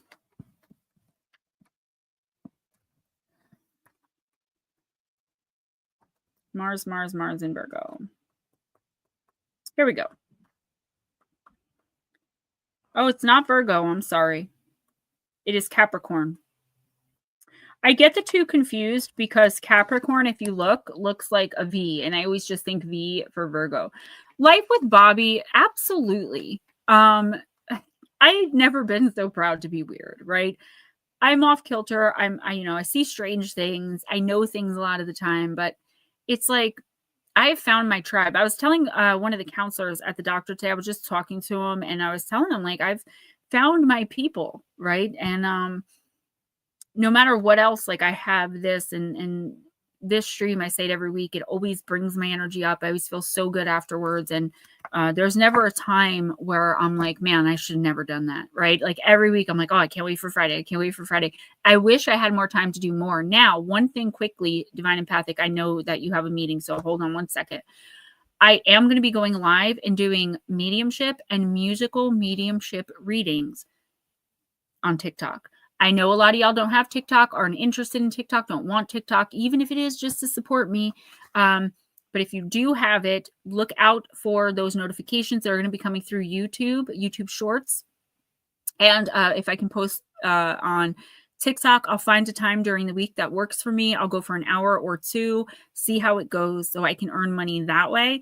But I'm ready to do mediumship, and the best way for me to do that on a public platform with so many people and everybody's energy all over the place, to keep myself centered and balanced, I'm going to start with music.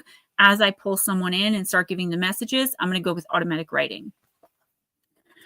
All right, Divine Empathic. Now remember, this doesn't have to mean your Mars is in Virgo. It just means this is the energy coming in for the next couple of weeks for you. Those people with Mars in Capricorn, not Virgo, Capricorn. Those people with Mars in Capricorn have great energy when it's channeled into professional ambitions and have a strong desire for recognition and status. The actions of Mars Capricorn people are always well considered and decisive, not given to rushing into things willy-nilly. Their energies are rarely wasted on impulsive and costly mistakes. They show initiative in the executive ability that makes practical achievements possible. This placing of Mars gives undoubted potential for constructive and energetic leadership in whichever field Mars Capricorn people make their own. The negative side of this card can manifest as a power at all costs attitude where career and ambitions are concerned. In such situations, Mars Capricornians have little care for those pushed aside in their own drive for achievement. However, this attitude rarely results in the kind of recognition that Mars Capricorn types find important for fulfillment. Fortunately, the fiery planet Mars is usually tempered in the sign of Capricorn, and power is applied with a great deal of common sense and control, which manifests as responsible action. When this card appears, it can indicate a need for the questioner to take control of the situation by asserting authority. Divine, you already know. Alternatively, it may be necessary to seek the help of a person in power. Ambitious moves requiring great self-control, being in a position of power over less reliable people, which you definitely are, a lonely job with great responsibility, seeking help from someone in a position of authority. Yeah, all right. So, oh, Jules, if you're talking to me, I'm awake. My mind is just on like, what the heck was I going to say? The one time Steven opens his mouth to say something, the poor guy, I'm sorry, I kind of bit your head off. I had something I really needed to say, and I just keep thinking in the back of my head, what was it? What was it? I'll remember when I go back and watch, because I had started to say it. Then you ask me about TikTok? No, it was something. It's okay. I will remember it, and if it was that important, I'll let everybody know. It's not a big deal. And I did bite your head off, and I do apologize. I'll like bite your head off, and then 2 seconds later feel bad about it. So just think of it as like when we were playing Fortnite the other day and you jumped into the car and kept switching seats and got us killed. And I was mad at you for like 5 minutes. And you were still. I'm like, I don't know what you're doing. What are you doing? Yeah, okay. Anyway. That was definitely your fault, though. That was your L, buddy. But I've done it. I jump into holes all the time. No. All right, my Wi-Fi is going a little wonky, so if you end up not being able to hear me or it sounds like I'm speaking in like Klingon, let me know. I changed it to blue now, and that's up, but I think I'm going to change it back. Steven said he misses it. All right. Divine, I do feel like you're dealing with someone, and it's like this situation where I always tell people when they're like, how are you feeling? If I'm not feeling well, I'll be like, responsible for everything, yet in control of nothing, right? I don't feel like you feel out of control, so to speak, but you do in a way, because it's like you have control of a situation, but there's somebody else involved, and I think you know who we're talking about here, who is making it almost impossible for you to work with them in something, right? So you have control. I'm trying to put this in example. Let's just say, right? You have custody of your daughter, but you have to give her father visitation.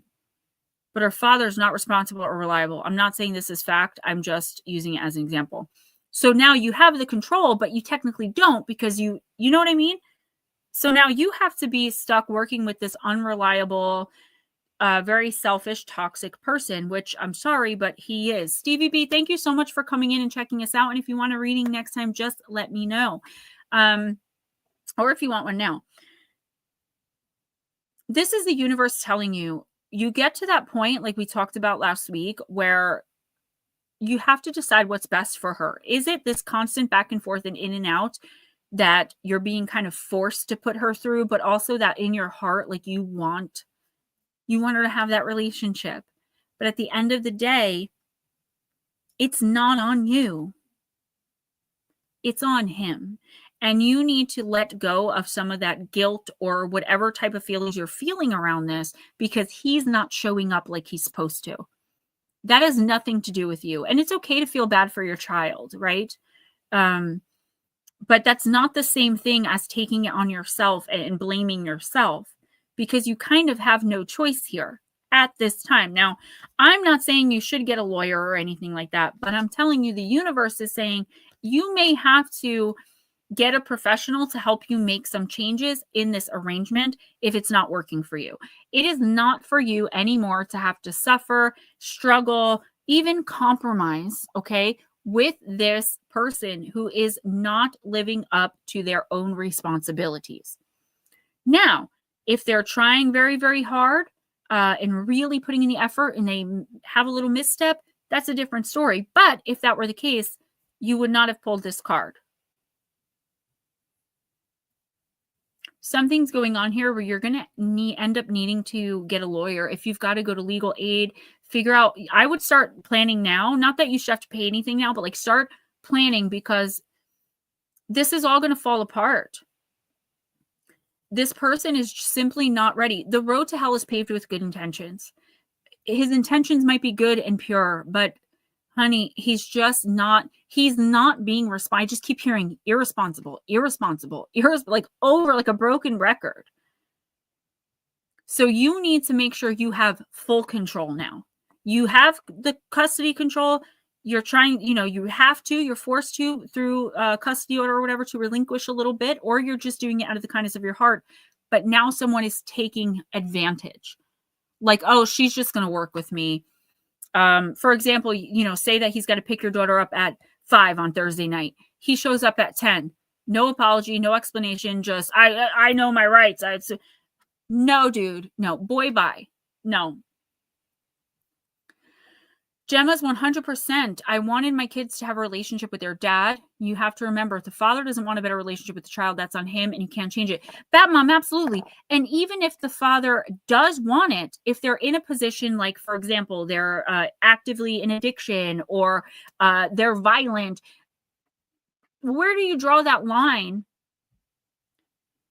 Particularly if you were in an abusive relationship, you got your daughter, you got out. Now you have to work with the abuser and you're doing it out of the kindness of your heart. That's where this card's coming in. See, I was a little confused because I'm like, there's a custody order here. No, I'm telling you, you should get something legal. Get something legal. And I'm telling you this, like with all of my chest, like all my strength, get something documented legally about visitation because I see it becoming a big problem in the next couple of months. Showing up out of the blue, making plans and not showing up at all, possibly talking down about you to your daughter, who's at a very vulnerable and malleable age. Girl, I don't trust this situation. Oh, Jules, I am not amused either. Otherwise, it will drive you insane. Yeah, Divine, you do you, girl. You know your situation better than anybody, but your guys also know it, and that's their message to you. If you need help or need to vent, let me know. Everybody here knows it might take me a couple days to get back to you unless you specifically say you're having an emergency, but I will respond. That was weird. All right. Who's next? Mark Hofstedt.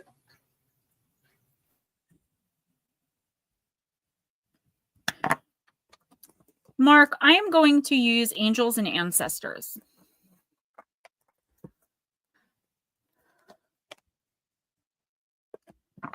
Wrench who? What happened? Who are we wrenching?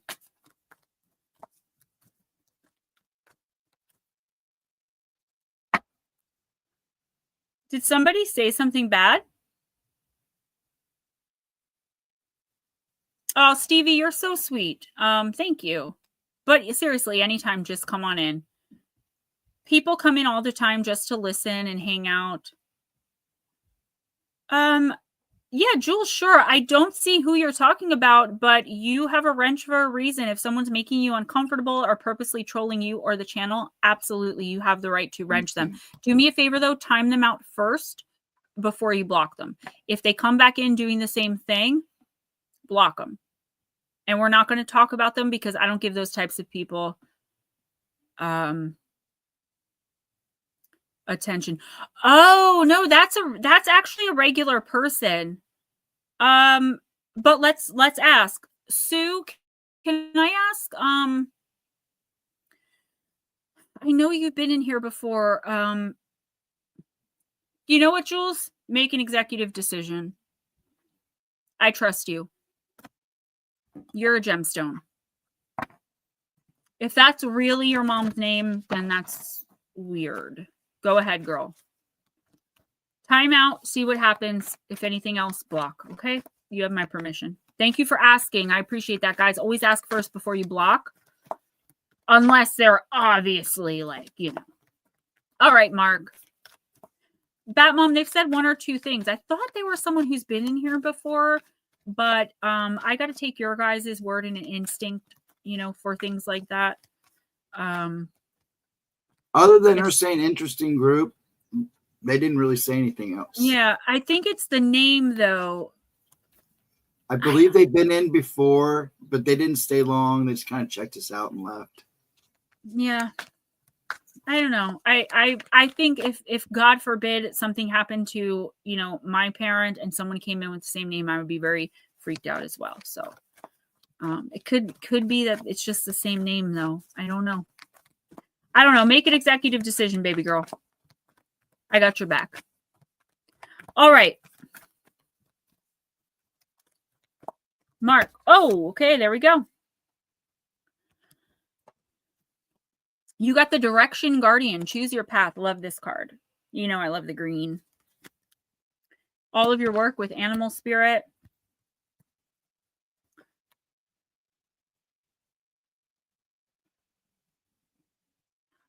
Yeah, okay. So, you know, Jules, I get that. You don't have to apologize for your feelings. I'm sure anyone would understand that that is the name of your deceased mother, whom you love very dearly.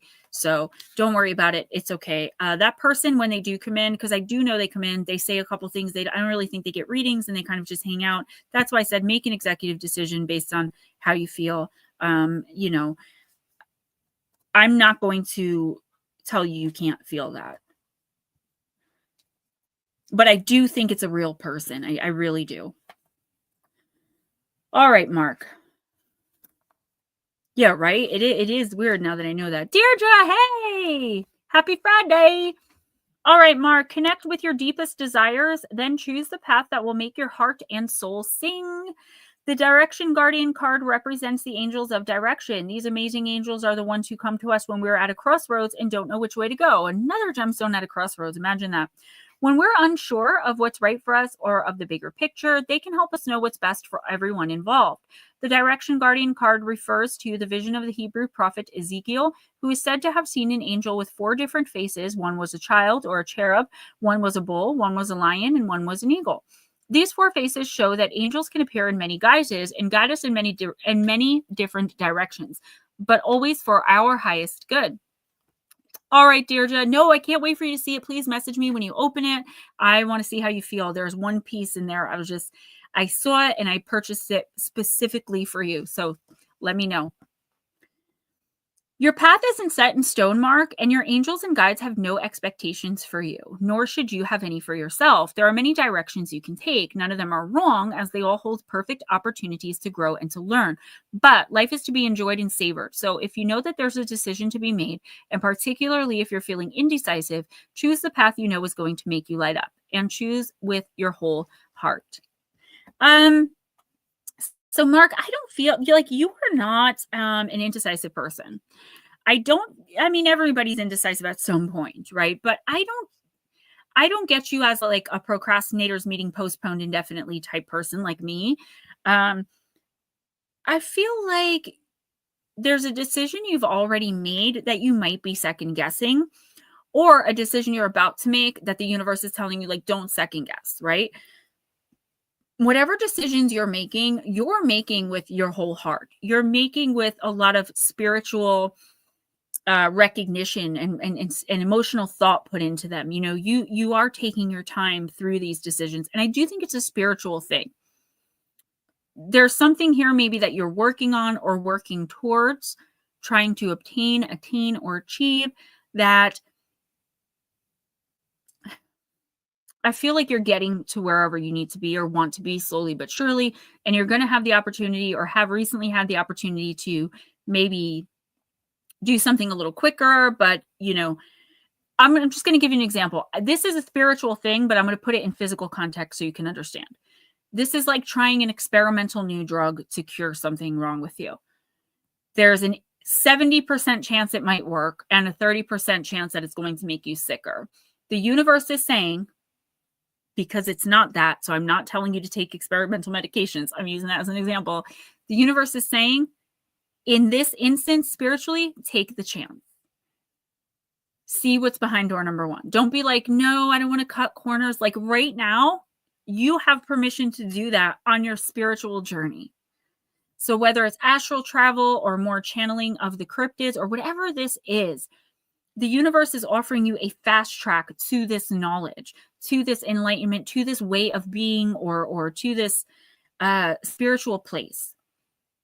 And the universe is saying right now, as long as you don't stall and procrastinate, you can take some risks. You can take some leaps of faith in this area, because your guides are ready, willing, and able to, you know, help you through whatever is coming. Will there be challenges? Sure. But I feel like for some reason, I just keep hearing fast track and seeing you like, I don't know what that means, but, you know, good luck. And I think you're just going to vibrate higher as you walk through this. The danger would be overthinking and procrastinating. You are, I believe, a Capricorn. Are you not? And if I'm wrong, I'm sorry. But if you are, I would say overthinking is not really your forte. You're like down to business. Even if you're a Sagittarius, straight to the point, to business. And the universe is like, keep that momentum going. You know, keep standing on business. Yeah, I thought you were a Capricorn. All right. Ow. Who's next? Pixie.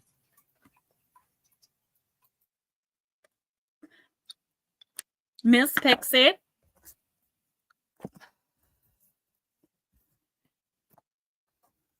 I am going to use Into the Lonely Woods. Aw. See, I'm not a big puppy kisses type person. Y'all gonna take me wrong. I told you I didn't grow up with pets. I had hamsters. I never had pets in the house. And people don't understand that, because like everyone's an animal person except me, I feel like. If I'm going to your house for the first time and I like knock on your door and I hear the pitter patter of little claws barking, I panic and I don't want to come in. And it doesn't matter how well behaved, like I freak out. I don't know why. I was attacked by a dog when I was little. So I'm wondering if like that stayed with me, but they lick their booty holes. I don't want to be, ugh. I saw someone on a Facebook reel, like basically French kissing a dog, like sticking their tongue and anyway. Yeah, nuts love. Yeah, allegedly I do. Someone actually came in here and said that I was caught abusing animals. And the reason they said this is because I said that the situation was a pregnant cat was trapped and given, you know, a warm place, food, you know, to have her babies. But when she had the babies, she started attacking, running herself into the wall, attacking the kittens. So I said I would not put up with that. That cat would be at a vet and then at a shelter, and I'd bring in a foster. The next thing I know, I kick puppies and I abuse animals. I'm like, whatever. I say what I feel. I'm not an animal person. I don't think it's cute when cats attack their owners. I'm not like, oh, that cat just scratched that baby's face up. It's so adorable. No.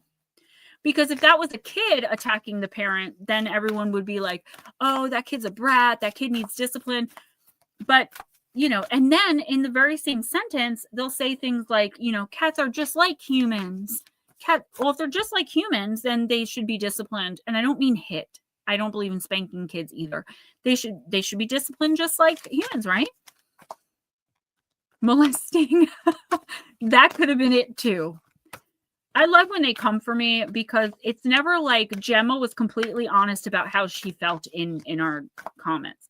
It's always, you said you'd kick a kitten. Like, no, I didn't. I would never say that. I love kittens. I don't like feral, aggressive attack cats, and I don't have to. They do say dogs' mouths are cleaner, but they do lick their buttholes. So I don't know what else to say. I know animals are precious and they have souls, and I know that. I would never hurt one. I just wouldn't keep, like Cliff said, if my kids get hurt, the animal's got to go. That's what happened with my Ralphie. He just kept attacking and attacking and attacking, and he would run into the walls and jump out the window and crawl under the bed and claw the bottom of the bed and then bite. You'd be playing with him 1 second, the next second he'd leap and try to cut your face off. And I gave him back. I'm going to tell this story quick. I gave him back, good night, Mark, to a kid that gave him to me. He works at a vet's office only with the cats and kittens, right? So he works with them, and he's like, I got this kitten. It's beautiful. The only thing I ask is that you keep the name. His name is Ralphie. I'm like, great. We played with them. I bought the most expensive food. He had a $300 cat tree. At that time, I was making a lot of money. I mean, I spoiled the crap out of this cat. And RJ is so gentle with animals. But anyway, the kid was like, fine, I'll just take him back. After about a year and a half, I saw the kid about 2 months ago. And I said, how's Ralphie? He goes, I had to send Ralphie to live as a barn cat because he put 2 of my other cats in the vet hospital. He almost killed one, and he attacks me and my girlfriend nonstop. I was like, I told you it wasn't me. So, I can come off, I guess, as mean or aggressive or as a Karen in the comments. And sometimes I do it on purpose just because, they aggravate me. But I don't think it should be a divisive topic. All right, Miss Pixie, we are doing Into the Lonely Woods.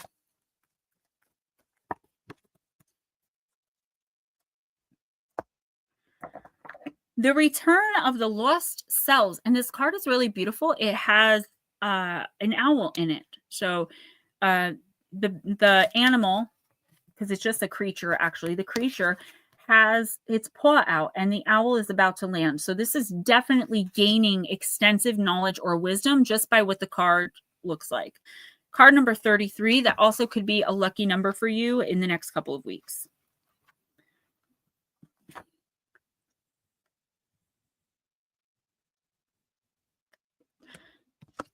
Miss Pixie, when we are alone, we can be most true and real.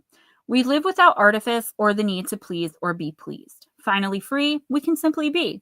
Do not make of this liberty a burden. Call back to yourself the wandering parts of your mind and soul that departed when they knew others could not understand them. Come together, be reunited within yourself, and feel the multitude of you. You are not one self, but many.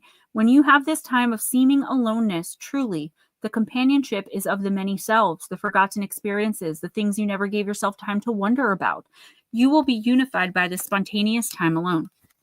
So, what's sad and rare? Yeah, it was, but I felt like he kind of blamed me. And I told him, I'm like, no, I'm so good. Like, I swear, like, nobody...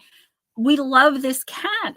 It was RJ's first experience with a pet. Like, I would never hurt an animal. I say mean things a lot of times, like I said, on purpose to egg these people on because they're annoying. But I would never hurt an animal. And he said, I don't know what to do. He said, the vet actually recommended that he be put down because he's basically feral. What I didn't know is when this kid gave him to me, he was only 4 months old. He had been returned 3 times. So that means to me, they gave him away way too early when he was still supposed to be with the mom and the family unit learning how to cat. And he never was able to, because if he was 4 months old, 5 at most, and he was already returned that many times, and why do you return a kitten? You know what I mean? So I think it was a psychological problem. And I did look it up and read up on it and research it. And cats do every once in a while, very rare, have psychological issues. He would try to jump through windows. He would hurt himself constantly. And Ray would come home and be like, what happened to the cat? I don't know. But Miss Pixie, we'd play with them all day, and I didn't bring him around other cats. That I definitely did not do. I was afraid from the very beginning to do that. But it's not like he was left alone for long periods. There was always someone here. You know what I mean? I just don't. I feel like it was because he was taken too early from the family. I don't know. He's still alive. The vet was talking about putting him down, and my friend was like, no, let's see if we can get someone to take him. So he's a barn cat. He's well taken care of, but it is sad. He was a beautiful black cat with a little bit of white. All right. So, Laura, you could be going through a time right now, or maybe you have been, where you're alone.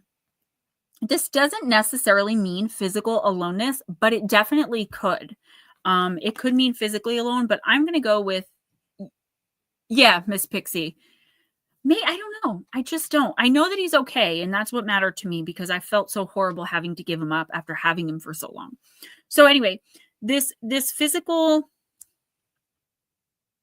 I want to say there is a physical aloneness, but that's weird to me because you live with your husband. Jules, hold that thought. That's a really good thought. I never even considered that. You live with your husband, so I don't see how it could be physical aloneness, but I am sensing that. But I'm going to go more with emotional loneliness here, where you feel kind of alone in and of yourself. You talked to us before in this chat, and you talked to me personally. We've kind of, we're unified on the fact that we were called names as kids and outcasted because of our gifts and abilities. Maybe, I know for a while I thought I was cursed. I wonder if it's the same for you with the things that you can sense and feel and know. Kids are unkind. I feel like for some reason, something's happening with you right now that is bringing up these emotions, these feelings of being othered. Now, walking through the world as we do, you specifically, because you are a psychic, and I do think you're a psychic medium, but I don't think you've come into it yet. Unless you have, and we just haven't spoken in a while. These old emotions of being other, less than, possibly even resenting your gifts in some small way or largely. I don't see it largely. I see like this small part of you being like, why can't I just be normal? Right? Or like, why do, somebody might be teasing you or picking on you or just making you feel other. It's stirring up a lot. It's stirring up a lot of bad memories and emotions in you. And what the universe is saying is, girl, instead of thinking about the bad times when you were bullied and othered as a child, think about the amazingness of you at that age. 8-year-old Lara, 12-year-old Lara, when you finally realized what your abilities were, right? Because I didn't know what I was doing and that not everyone did it until I was 14 years old. Can you imagine? 14 years old, going to a friend's house and being like, oh, it's so sweet that I don't remember if it was grandma or grandpa, but like, it's so sweet that your grandpa is here hanging out with you. And their grandparents were all dead. That type of thing. Going back and really having a conversation with those parts of you, remembering the good things that came from spirit, from your ability. This is your team wanting more connection, and not connection through really, speech, hey Kelly, or like even energy. It's more of like this emotional, they want to understand. So spirit, as you know, only understands emotions in concept, right? And the more they've reincarnated here or incarnated here, the more they'll understand the emotion. Your team your team is trying to connect with you to kind of reshape traumatic memories. This is, wow, this is very deep. Because these traumas are what are holding you back from achieving this really big goal that we've been talking about for a long time here. What I've done, and this is just a suggestion, I'm sure you have things you can do to do shadow work. I've literally put a chair out and sat across from the empty chair and interviewed my child self. When I was 10 years old and my stepmom kept threatening to put me in the loony bin is when it all started. When I started to really feel worthless and haunted. And so I interviewed that part of me, pen and paper, you know me, I love writing and all that. So do some shadow work with, and I keep getting the ages of 8 and 10. I don't know if those ages mean anything to you, but or something on August 10th, the ages of 8 and 10, something happening at 8, 10, like there's something with, I think it's the ages, but it'll resonate with you. Do this work in the next couple of weeks, because I feel like the reason, like I keep telling you, keeps coming up in the readings, this major opportunity, and you're not sure if you want to take it, and you're afraid, and your ego's in the way. But this is one of the reasons your spirit team is trying to kind of reconstruct the trauma to propel you forward, because there's something here that you're meant to achieve that you're not achieving because you're holding yourself back, being like, I don't want to be that othered. Maybe you don't want to be that seen or that known. There's something here. All right. And I hope you're not mad with me over the animal stuff. I mean, a lot of the stuff I say, I'm kidding to be mean to these people because they're very rude and they're Karens. I would never hurt an animal ever. And I don't say that I would. I'll say something like, is it ugly on purpose? Or literally what cages were made for. I'm busting chops and trying to get a reaction, right? So, you know, don't hold it against me.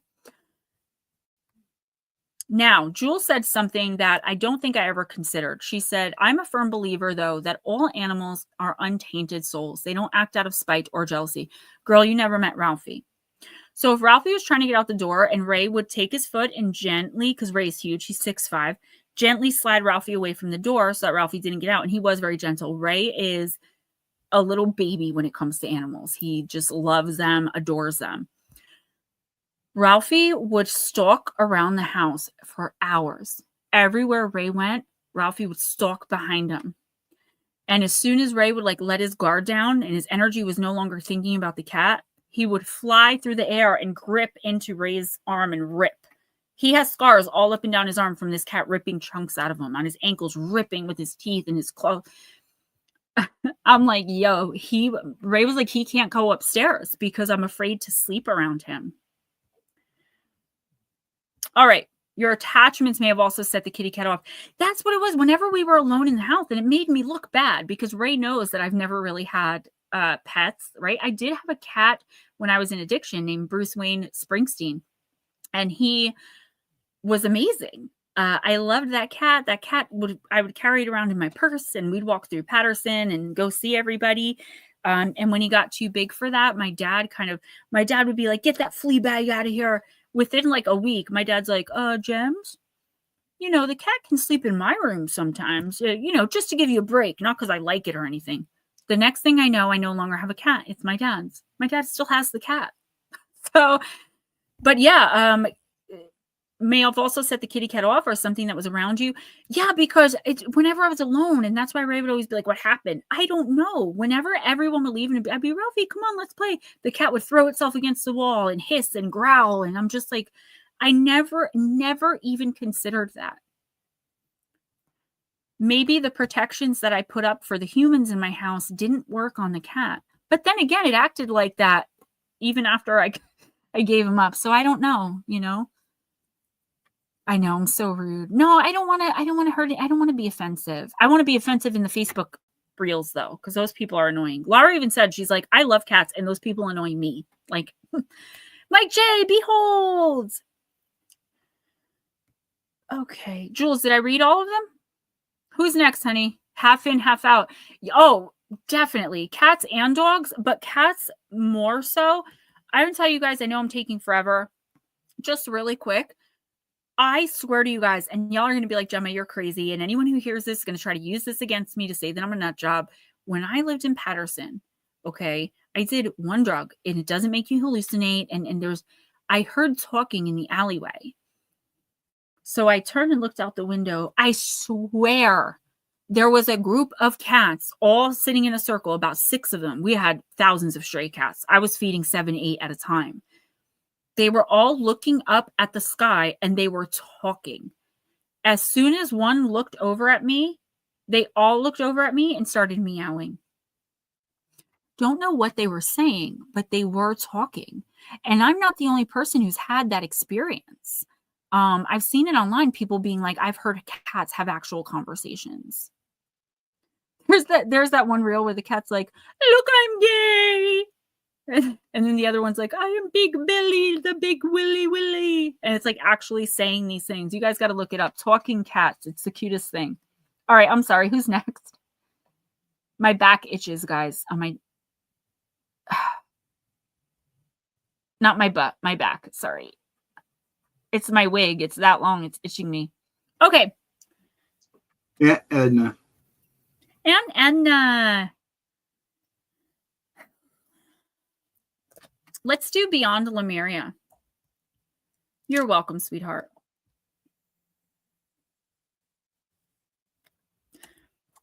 Life with Bobby, there's the one they made the song where it's like, sometimes I'm alone, sometimes I'm not, sometimes I'm alone, hello. And they did a little song. Cliff, you're next. Yes, yes. Bacon pancakes, making bacon pancakes. There's a, it is, Mike Jade is, it's Kiff. Yeah, that's the name of it.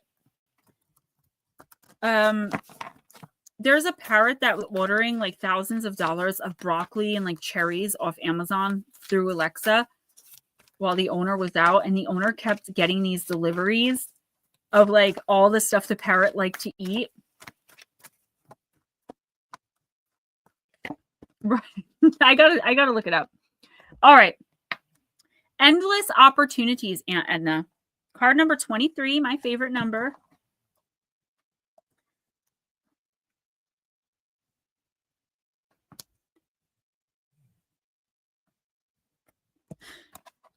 Decision-making, choices, crossroads, unrealized opportunities, taking the path of least resistance, heart over mind, direction, focused energy, the high road or the low road. Decisions, options, and opportunities. And Edna, it's wonderful that we have the freedom to choose, but times of indecision can be so hard and almost suffocating. So again, guys, this is the theme: indecision, being at a crossroads, procrastination. The more we use our minds to battle the pros and cons, the more we move out of our hearts. And I'll say it's because of overthinking.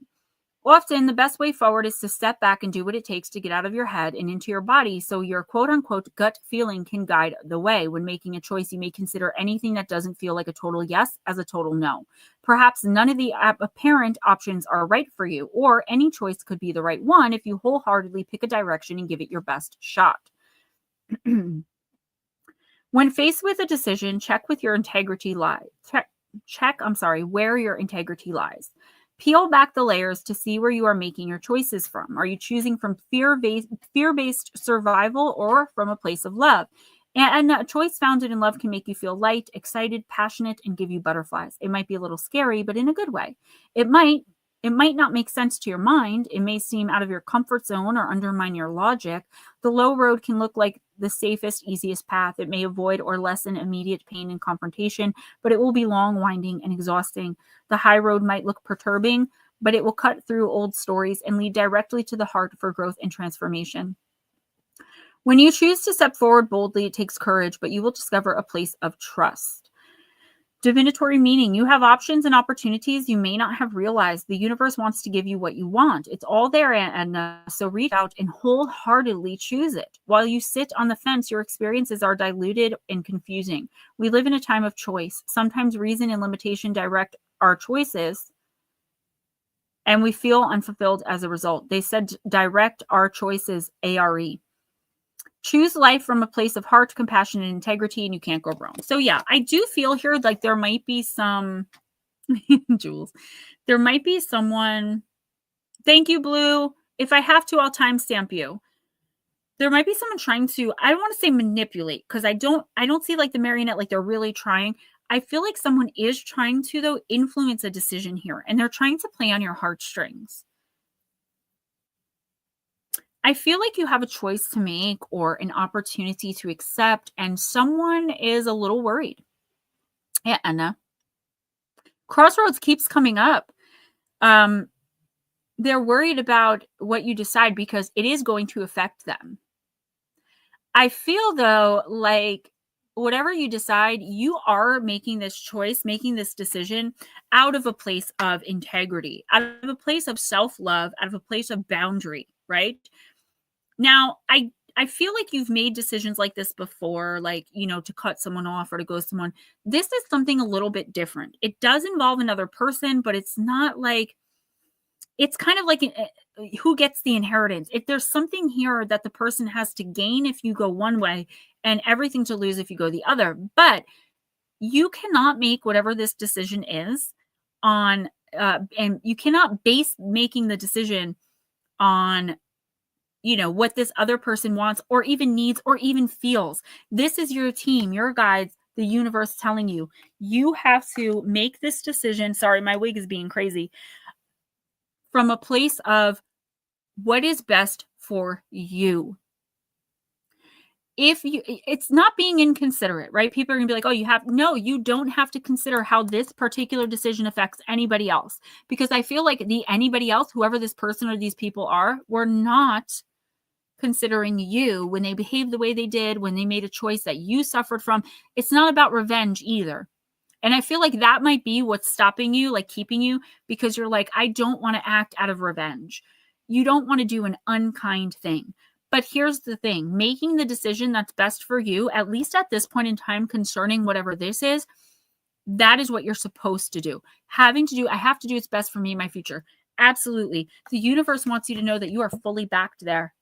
Fully backed up on that decision. Wow, look how that changed. Yeah, Edna said, oh, I know what you're talking about. Okay, I know what you're talking about. Wow. Yeah. I feel like I can say with confidence, I'm the real deal, guys. No, New Englander already, don't say that. Don't project that. Did you get a vision? I don't think all of you guys were here when I was talking about before I saw an addict that relapsed at the IOP, because I go in, I don't do IOP. I already graduated 6 years ago from the IOP, but I go in. So the counselor is like telling him, you can't be here. You know, we can obviously tell you're high. And I see the kid's putting his head down, young kid, mid-20s, early 20s, maybe. And I see a demon come out of nowhere and start dumping buckets of black tar. And as the demon's doing this, the kid's head's just going further and further down until finally he skulks away. And then I see the demon whispering. And I couldn't hear what it was saying, but it was like these comic book bubbles, guys. I swear to God, popped up of this drug, that drug, alcohol. And the kid walked out. And I knew instinctually and intuitively that that black tar was shame. The demon was pouring shame onto him, and he was taking it.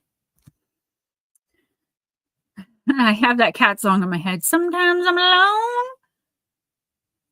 Nice, Cliff. Gem, you have been damn near spot on for me for months with this. Thus, I'm still here. Yes. All right, Cliff, I'm going to use the Halloween Oracle for you as well.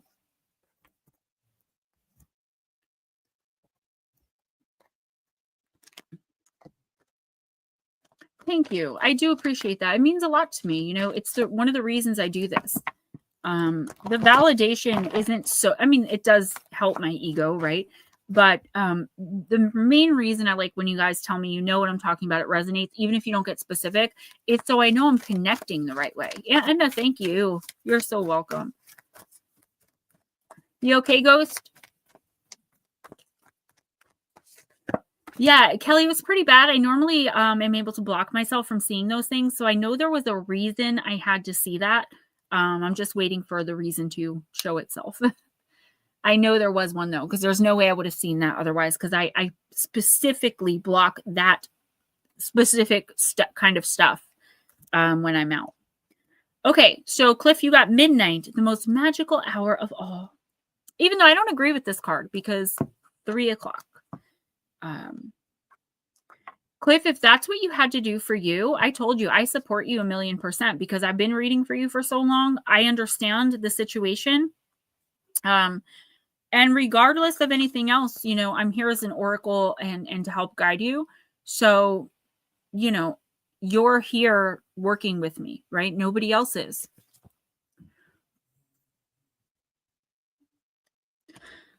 The dark, it envelops me. The witching hour awaits. True magic and enchantment and spells that change face. Guys, please remember to donate to PayPal or Cash App if you can. I really, really, really appreciate it. I get the money right away and I do need it. The middle of the night, midnight, is the hour in which it is believed that ghosts, witches, ghouls, and magic are most likely to be active. Transition times, such as noon, the time between tides, or even the dark moon, are traditionally powerful times for magical transformations. In some Christian traditions, the witching hour is seen as 3 a.m. because it is the opposite of the time that Jesus is said to have died at 3 p.m. But there is some consensus that midnight is the time of greatest magic, particularly around Halloween.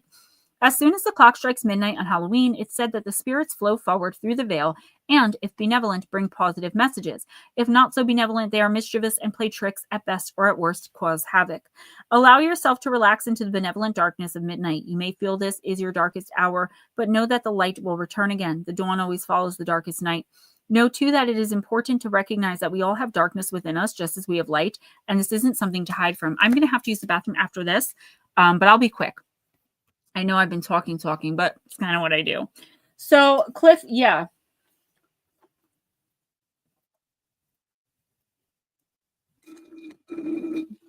I know you've moved on. Thank you, Ghost Dragons, for that. I know you've moved on. I know you cut ties. There's something coming up in the next couple of weeks. And I think we talked about this last week, actually, now that I think about it, where it's like somebody is trying to creep back in. Jules, you are amazing. As soon as I can ship it, I'm going to send you a little something. Wake up every night between 2:30 and 3:30. That I got to get into my messenger because I want to read for you. That's not a good thing. That's a separate issue, though. So there's somebody that's trying to get back in, and you may think like, no, I run into this person, we're cool. This person is not cool with you. They may seem cool, and they may be cool with you when you're around. You know how like you can be mad at someone, but then like once you see them, like all the madness kind of just leaves you, and you're just like, oh, I'm so happy to be around this person. And then once the person leaves again, you're this person is obviously having some emotional difficulties, possibly some mental illness or drug involvement, or both. There's definitely something I'm seeing like pick, like something's picking with the mind. And normally when I see that, that means drugs or some sort of mental illness. I'm not a medical professional. I'm just saying. I shouldn't have to say that, but I do. This person is like every single thing that's wrong. If you remember when I was talking to Mom, we were talking about scapegoating. Everything that went wrong in this person's life, even before you met them, is your fault. And I think that's because booze. Okay, yeah, that makes sense. And I think if it's the person I'm thinking, it's mental illness as well, because it runs in the family. So anyway, it's like this person is everything like, okay, you set a boundary with this person. You walked away, no matter how it ended, you're the reason it stayed ended. You've moved on. This person never, oh, thank you, Edna, you too. I got to send out little, all right, I got to focus on this reading because it's important, but I love you guys. Thank you. You guys you make me feel so good about myself. It's like this person, like, how dare you? They didn't expect you to actually move on. That's not the way this works. This person is toxic, and because they're so used to toxicity that it was like you were supposed to just come back and keep doing the same thing over and over again. So 10, 15 years from now, we can end this thing violently. Hey, Jarvis. And you were like, yeah, I'm not doing that, right? You were strong enough to say, you know what? I might love you and care for you, but I can't do this, and walk away.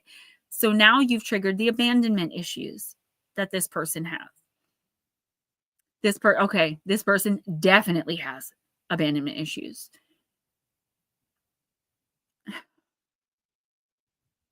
Jules, what is going on? I would say be careful. Hey, Dragonstorm. Hail the mods. Uh-oh. Be careful. This person, again, they have a lot of animosity towards you, and it's like trying to little by little creep back in as a friend, as a confidant, as, oh, hey, I don't have a ride to work. Can you please help me? Oh, let me meet your girlfriend. Oh my God. There's a lot of, I'm like Harley Quinn cuckoo here. And I say that in jest, but it's actually a pretty, Jules, I'm like, what is he doing? It's actually a pretty serious thing. I want you to be really careful. Even if you run into this person in public, obviously you're going to be cordial.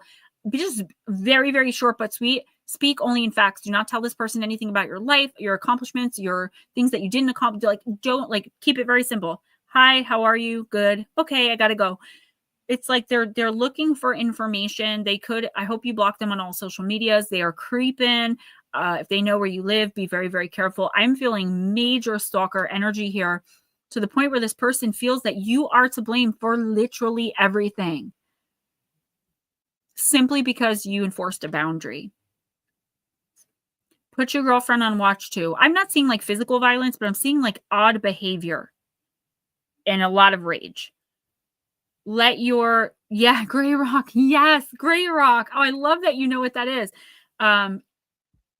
Just be careful. And I hate that this is someone that's like, she's my daughter, right? I love her, but I can see a lot of what's going on with her through reading for you. And I feel like you really, like, watch your girlfriend.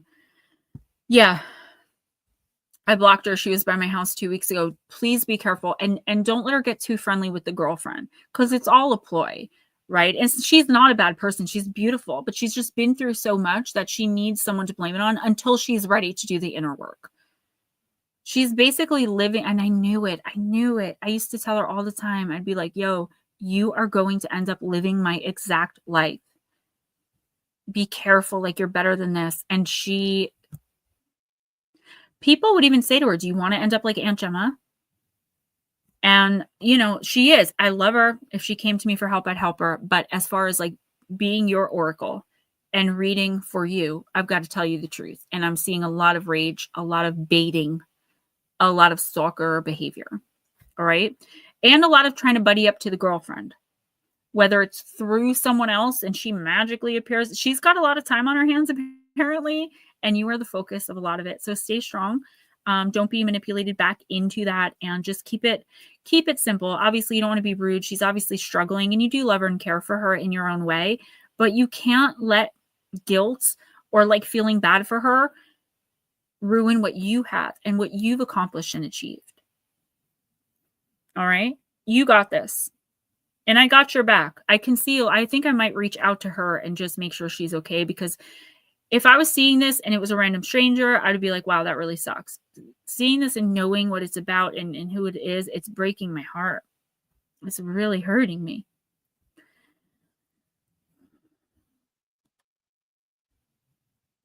I knew she would. We have to talk privately. I'm going to get into Messenger. I promise. I say it every week, but I am going to get into Messenger. I'm actually going to because I want to talk to you more about what's going on. And I also want to read for you. So I'm going to I can just go in and look for your name, right? I don't have to like go through all the messages. And then I can just give you my number and we can text. As long as your girlfriend's okay with it. I don't want any drama. All right, who's next? Thought you were going to the bathroom. I am going to the bathroom. I need to take a second. I thought these were sticky notes. They're not. All right, I'll be right back, guys. I promise I will not be long. Ew, I just showed my stomach. Okay, Blue, are you still here? If you are, I'll have her read for you next, and Nut Slap. And then after Nut Slap will be Jules. And after Jules will be Kelly Lewis. And after Kelly Lewis will be Mike J. And after Mike J, Chris Jarvis and whatever timestamps and anybody that's been missed. And then she's done. I hope everybody's having a good week so far. Hope you have a good weekend. I should be here tomorrow night at 10 o'clock. Okay, yeah, if she comes back, I'll have her do you. I'm sure she'll come back because she'll start talking over me as soon as she comes out of the bathroom. So, yeah, just hang tight, Blue, and I'll have her do you next if you can stay there. If not, let me know before she comes back. I'm here. I'll be right there. Okay, she's coming. I'm just opening a new vape. I'll be there in 2 seconds. That's right, Mom. Time. They make these things so hard to open. Good night, Pixie. You have a good day. You have a good night. Have a wonderful one. Good night, Laura. Get better. Come on. Okay, I got it. I'm coming. We can timestamp Blue. No, he said he's going to wait for you. Okay, great. I didn't know that's I think. He says he's here for now, so if you hurry back, you can do him before he leaves. I'm right here. I was just getting a new vape. Hello, Ashley. I'll talk to you in a little bit, hon. If Ashley's here. Okay. So I could time, again, if you guys got to leave, let me know. Ashley just came in. Blue, if he's still here, you go ahead and do him, and then if not, do Nut Slap.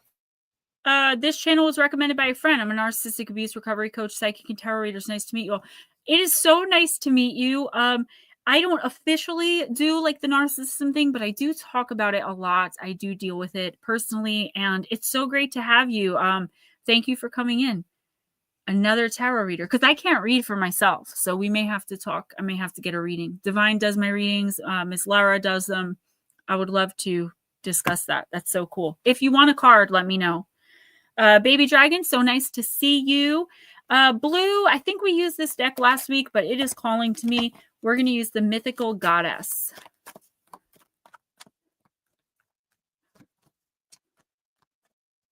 I'm so glad someone actually recommended my channel. That is so cool. The only thing with this stream, the one complaint I get is that I do talk a lot. I can't help it. Yeah, that would be awesome. Do you want to drop your email address, or you can email me? Ghost Dragons will put my email in the chat as soon as he comes back. Nutslap, you're on deck. I like your name, by the way. Do you have a channel? Well, you can definitely drop that link or let us know the name of the channel. I don't know if you can drop a link without a wrench, but you can let us know the name of the channel, and I can drop it in here. I'm always up for promoting other creators. Us small creators got to stick together. Okay, Blue, you got the 9 of Fire, the card of integrity. Gemma Jade Paranormal at gmail.com. Thank you. All right, this is the Sun and Moon in Sagittarius, okay? Blue, this glorious full spectrum goddess embodies wholeness and power. She is the shining example of integrity that comes from the alignment and communion of all aspects of her being. She has achieved wholesome balance of the female and male within herself and radiates with the creative force of this union. This fiery rainbow goddess is here to celebrate the integrity that you now own in this life.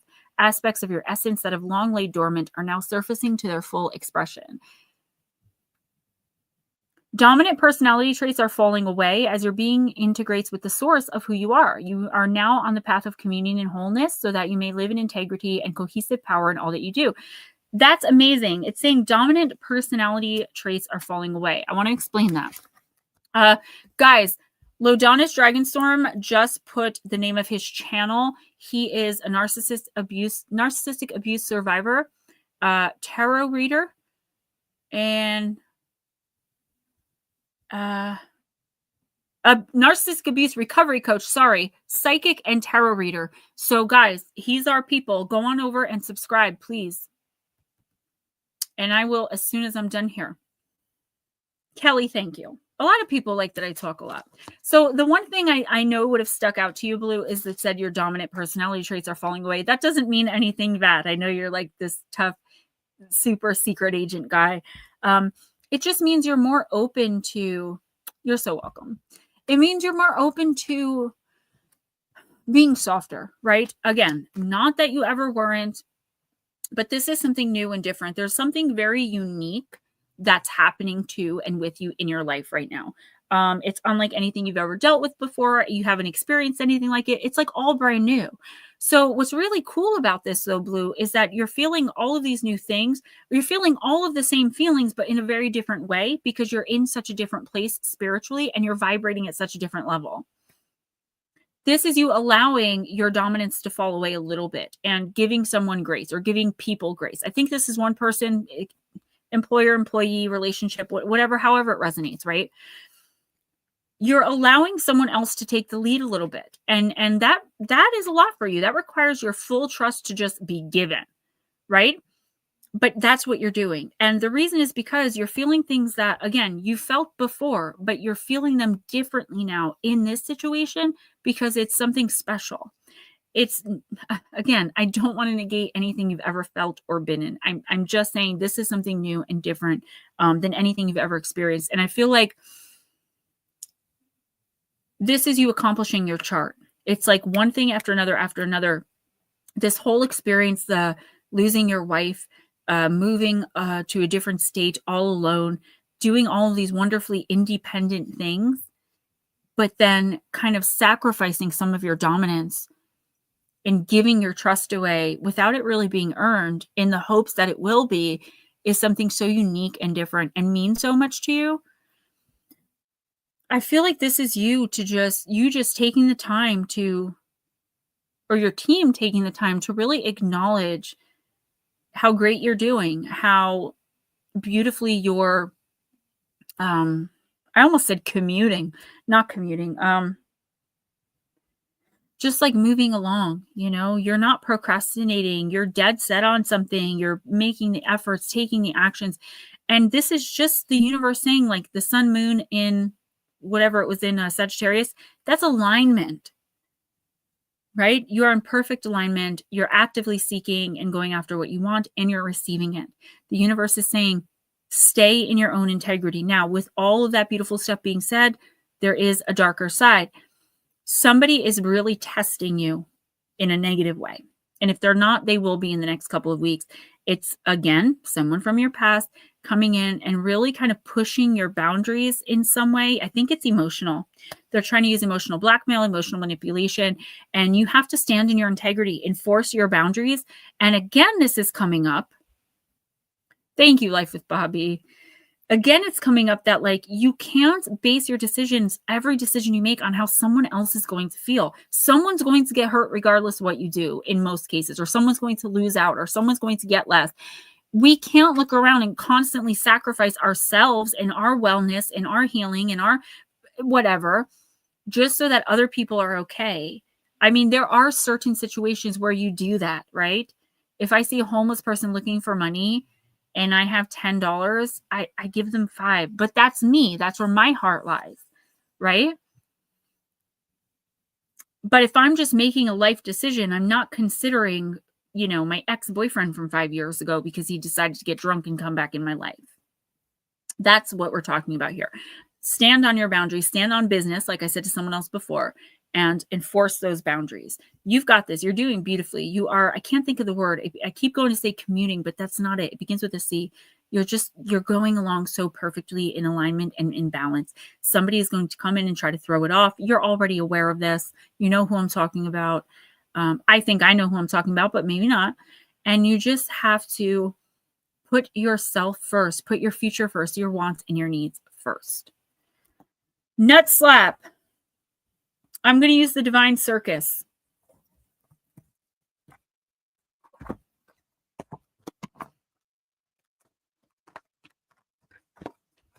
Guys, don't forget, go and subscribe to Lodonis Dragonstorm. Narcissistic abuse recovery coach, psychic, and tarot reader. That's amazing. Recommended by a friend. That is music to my ears. Someone found my channel because somebody was watching one of my videos while eating in a steakhouse. And they were like, hey, who's that? And the person told them and they found me. It was really cool. I'm kind of like, my ego gets the best of me sometimes, and I have to like take myself down a peg or two, but I'm like, I want everyone to know me. I want to be infamous. And then like one person recognizes me and I'm like, that's not me. You know what I'm saying? All right, Nut Slap. Don't be the bearded lady. It's all for you. Oh, she's definitely not bearded. You got a hottie. Little Yachty got the shotty to your body, so don't resist or you might miss Christmas. All right, you got Supernova, card number 8.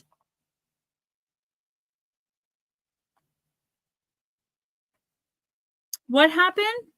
New England Dirt Roadie and Jules, you guys are next. I can't always keep up with the dang chat. All right. Nut Slap. A rocket is capable of traveling far and with great power and speed before settling into an effortless orbit far beyond the world in which it began its journey. To launch, however, requires power. A quiet and contained power is not appropriate for the task. A raw and explosive force is needed to propel the rocket from the known world of Earth towards its destined orbit in space. The Oracle of Supernova indicates a time of rapid growth, so accelerated and powerful that it can feel like an explosion, as if you were the rocket being launched into space. It tends to be of high intensity but short duration. Whilst this is a positive thing, it can cause shockwaves and disrupting patterns and create feelings of instability and even uncertainty as your world starts to change in ways you don't feel are within your personal control. You may feel like there's a powerful momentum moving you out of what your life has been towards some new unknown destiny. Blue, that actually sounds like you as well. As it moves from the dramatic force of the launch towards the eventual peace of an effortless orbit, the rocket will jettison the very thing needed to get the journey started. This isn't about disposing of the essentials, the people and things that really mean something to your heart, but rather about letting go of all old attitudes, ideas, ways of being, and attachments to allow for utter freedom to ascend. After the intensity of the birth, the effortlessness of your orbit into a new world will require a different attitude. The Oracle of Supernova reminds you that after the intensity of the birth, there is another birth of sorts, the settling into a new pattern of life at a higher altitude with more peace, effortlessness, and consciousness. Each phase happens naturally, and you'll feel when and how to respond to each phase in your life as you trust yourself. So, okay. Nutslap, I know you're going to be like, nobody ever talks to me, or I never go anywhere. Like, okay, well, that's the problem. How can you meet people? How can you meet people if you never go anywhere? And I'm not judging you because I never meet anyone except for you guys, right? This is the universe telling you that something's going to happen. Kelly Lewis, next is Jules, and then you. That something's going to happen, and you're going to feel like, what the F is happening? Like, no, like it's something you're going to resist. So some major change, something, it could be something going on with the family, or you're going to resist it. You don't have a choice. Like, it's happening because it's supposed to happen in this way. And you've been at the crossroads that we've been talking about all night for so long that, you know, the universe now had to do something to propel you into action, really. Hold on one second. I want to write down the name of this channel.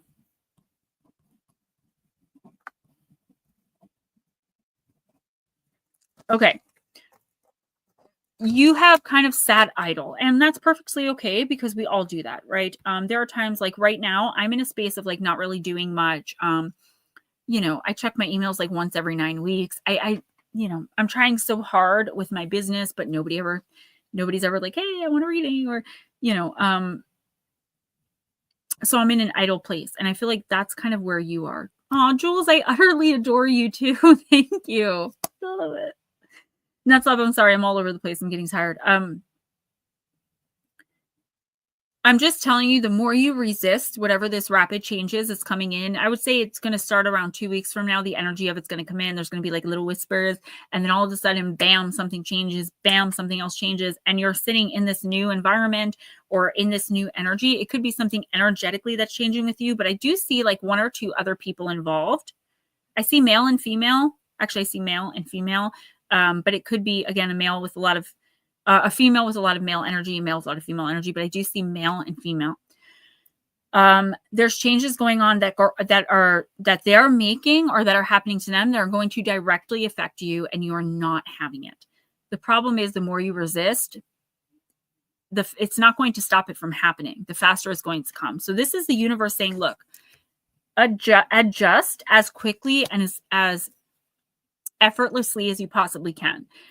Fight the urge to like rage against this or to fight against this. Like if someone made up their mind about something, don't try to talk them out of it. This is meant to be for them. You're like the aftershock after effect. And this is going to propel you into your new timeline on your new journey where that blonde-headed girl is circling, that has been circling for like a year now. Somebody else's actions are going to have a major reaction on you. You fight it, it's not going to matter. You're just going to walk around miserable going through the change. Not menopause, the change, but you know what I mean.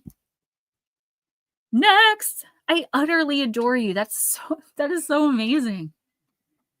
I go to the grocery store. All right, I don't remember the order. It's Jules now, then Kelly. No. Next is New England Dirt Roadie, if he's still here. I thought I'm in here earlier. Then Jules. Then Kelly. Then Mike. Jules. I'm sorry. Go ahead. No, go ahead. I see it. Jules, did you not get your February reading? Because I do readings for you once a month. I can't check my Patreon, but the last time you said you were a patron, you should have gotten that. If not, let me know, because I'm about to start March, and if you haven't gotten it, then... Netter. Oh, I get what you're saying. Okay, like face-to-face type personal? Yeah, send me a text. Saturdays are not good for me, but Sundays I can respond well. Okay. Netter, you got Avenoir. Card number 1. Make peace with your past. Yeah, you think?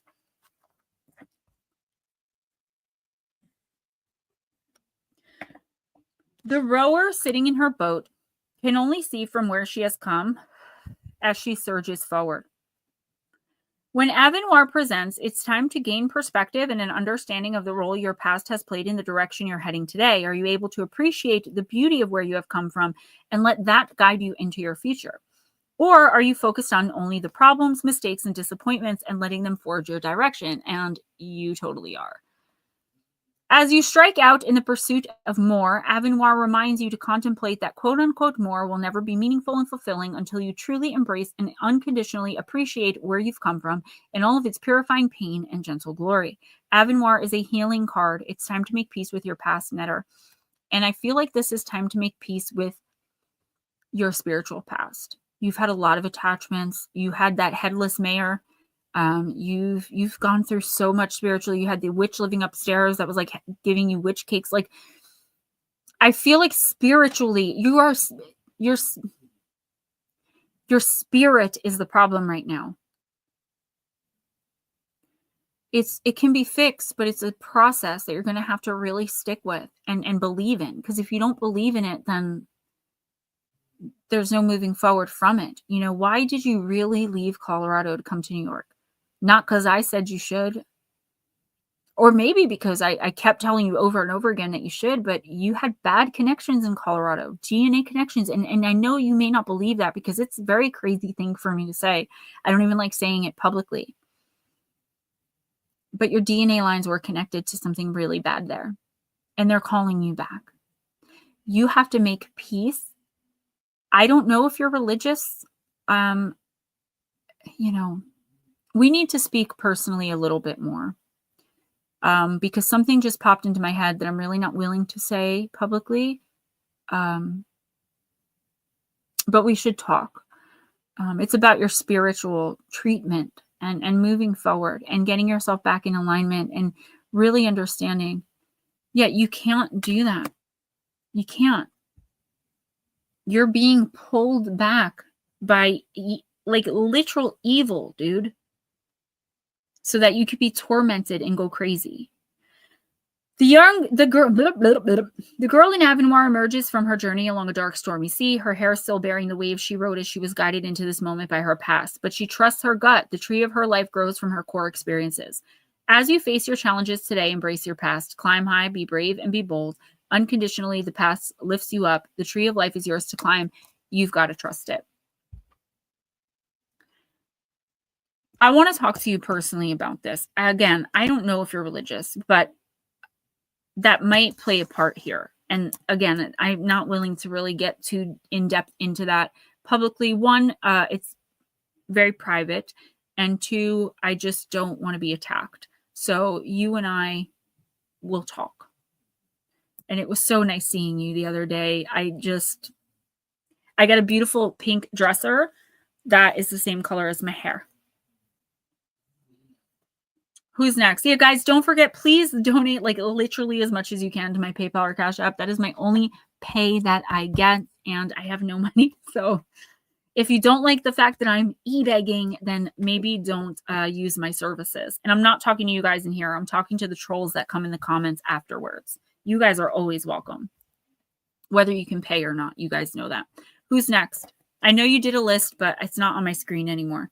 I know. It's Jules. Jules, let's do energy and spirit. It was kind of spot on, but I think we need to talk more about it. There was a very in-depth message that I got, and I will text it to you at the end of stream, but then I've got to go to bed because I have to get up early for basketball. But I want you to consider the things that I'm saying, and then we can discuss it on Sunday or sometime during the week when I have some time through text. Jules, energy and spirit. I love this deck. I always forget about it. It's one of my favorites. I'm so glad we had a new person that was recommended. That means people are talking about me a little bit and telling people about me. That means so much because lately, like my mentor told me, he's like, Gems, it's okay to admit defeat and admit that you failed in your YouTube endeavor. And I was like, wow, like he's like, 5,000 subscribers in 4 years. He's like, no. I'm like, I know I should have more, but I'm working as hard as I can. It's just me. I don't have a whole team behind me editing, and I do everything myself. I think I'm doing a pretty damn good job, and I almost gave up because he said that, and he did not mean it in a mean way. He wanted me to start something new, and I didn't want to go. I was thinking about it, but I like where I'm at. I built this, whether it's gigantic or not. But I hope one day that it gets bigger. Oh, Mom, thank you. My mom is my biggest fan. I've just got to say, you've always supported me. But I did for a couple minutes there. I was like, wow, I did fail. This sucks. But then I'm like, I look at other channels and I've got to stop comparing because I don't have a whole team behind me. I do everything, the research. I get the ideas. I do the scripts. I film the videos. I edit the videos. I do the live streams. Everything on this channel that is done, aside from Ghost Dragon streams, I do that myself. And it takes hours and hours and hours of my time. All right, Miss Jules, you got the thought vibrations. Again, card number 23.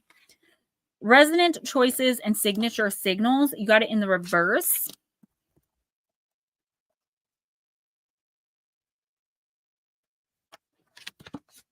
The thought vibrations reverse brings a warning that needs your immediate attention.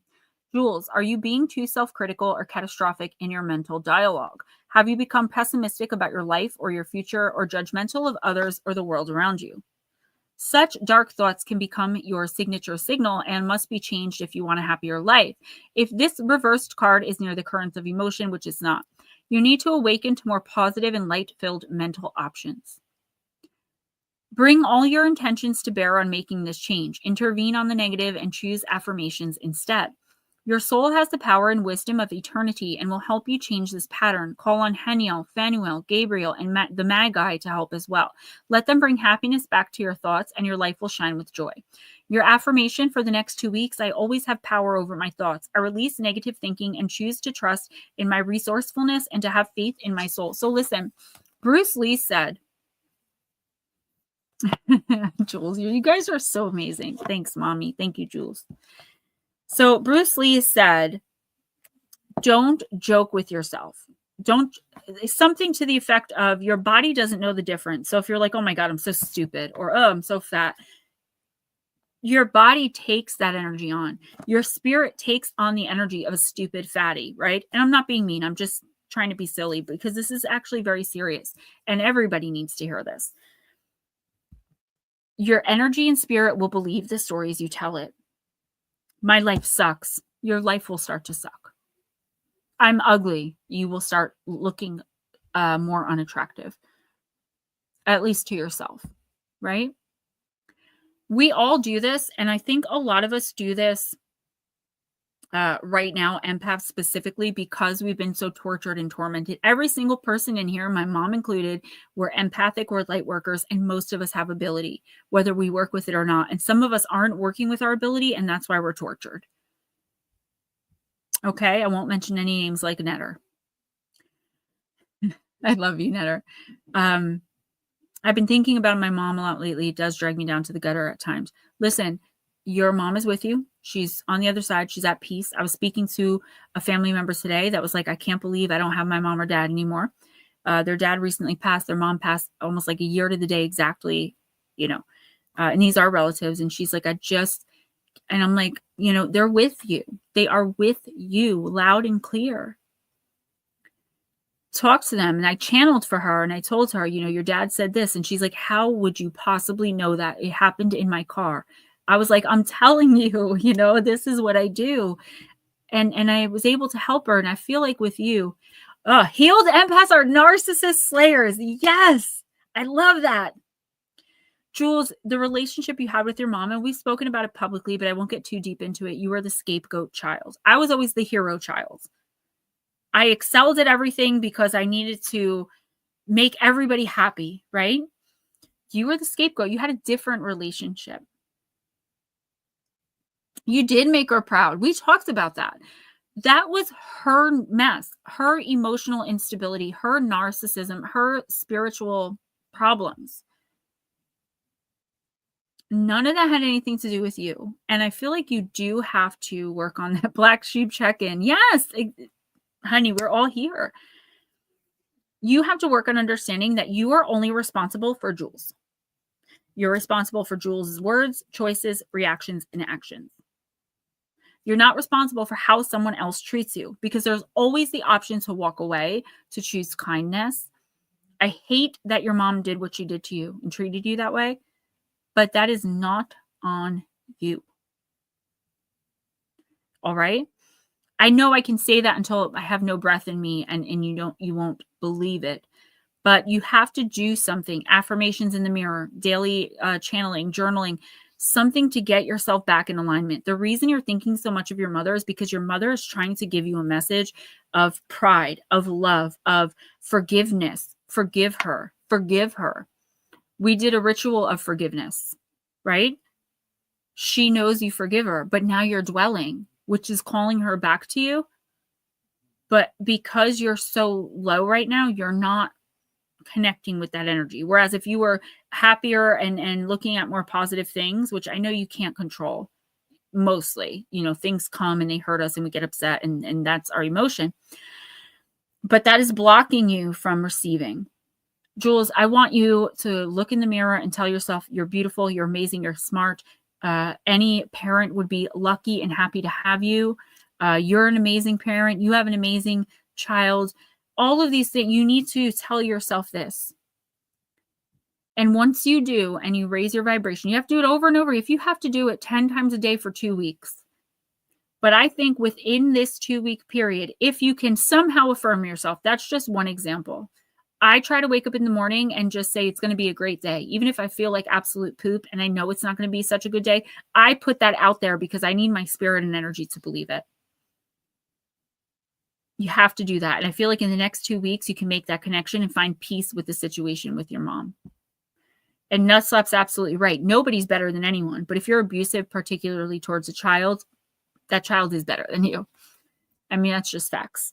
Everybody makes mistakes. Nobody's a perfect parent. And some people go their whole lives being an imperfect parent. And some people make up for it and have a beautiful relationship with their kids. You didn't have that chance. No. She may have helped in some small way, but you made you who you are. You weren't raised. And I hope I'm not offending you. I'm telling you what's coming in from spirit. I am not saying this. This is your team. You were not raised. You raised yourself. You are the reason you are the way you are, unfortunately. And not because you're bad or there's anything wrong with you, but because you didn't have that there. Positive affirmations over and over again, as much as possible in the next 2 weeks, you will connect with your mom, whether it's through automatic writing, journaling, a dream. She's there. She's there. Well, your dad is an amazing spirit. I've never met him. I've never spoken to him, but I see his spirit, like I know he's alive, but I see his energy all over you every time you come in here. So you've got that connection with him.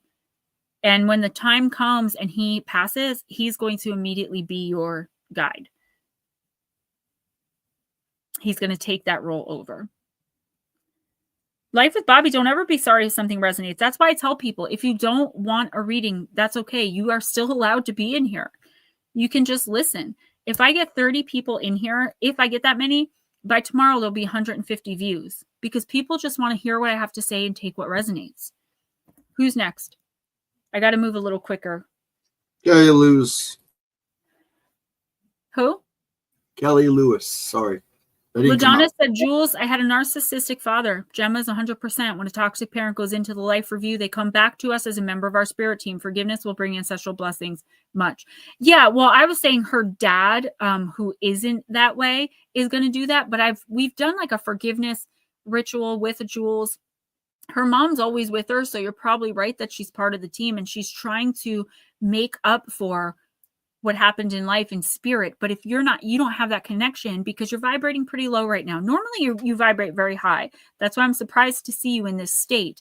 But once you get yourself back there, positive affirmations, positive reinforcement, hanging out with people who make you feel good, you're going to get that connection with her and you're going to be perfectly fine. LaDonis, you sound like you have so much knowledge and wisdom. I just think we would get along so well. Please email me. I'm going to go over to your channel as soon as I'm done here and just subscribe. So cool. Kelly. Kelly, I'm going to use the Wild Woman. I love this deck. A little bit in this deck, the author puts a couple of political opinions in here, which I don't really like. But other than that, like the artwork's beautiful. The deck itself is beautiful.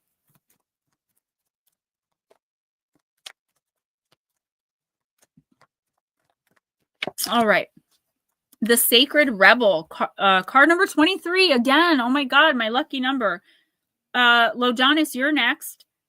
And Kelly, this is the card of humility.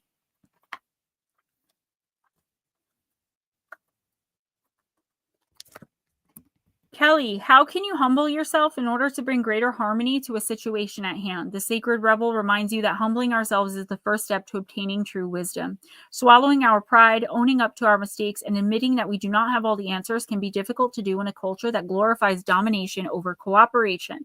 But being able to do so will not only cultivate true self-worth within yourself, but allow you to see the inherent worth of all people and other species. Ishmael by Daniel Quinn is a novel that questions the ways of the modern world and the largely accepted belief that in order to progress, humankind must inherently cause destruction and disharmony on the planet. It categorizes humans into two groups, the takers and the leavers. Takers, the dominant culture, believe the laws of nature do not apply to man because he is the pinnacle of creation and was put on this earth to rule it. Leavers create human settlements that are not against Mother Nature's laws, but subject to it. Night, Mom. Love you. Let me know about when we're finally going to meet up. Your grandson is freaking out. And tell my other baby boy I love him.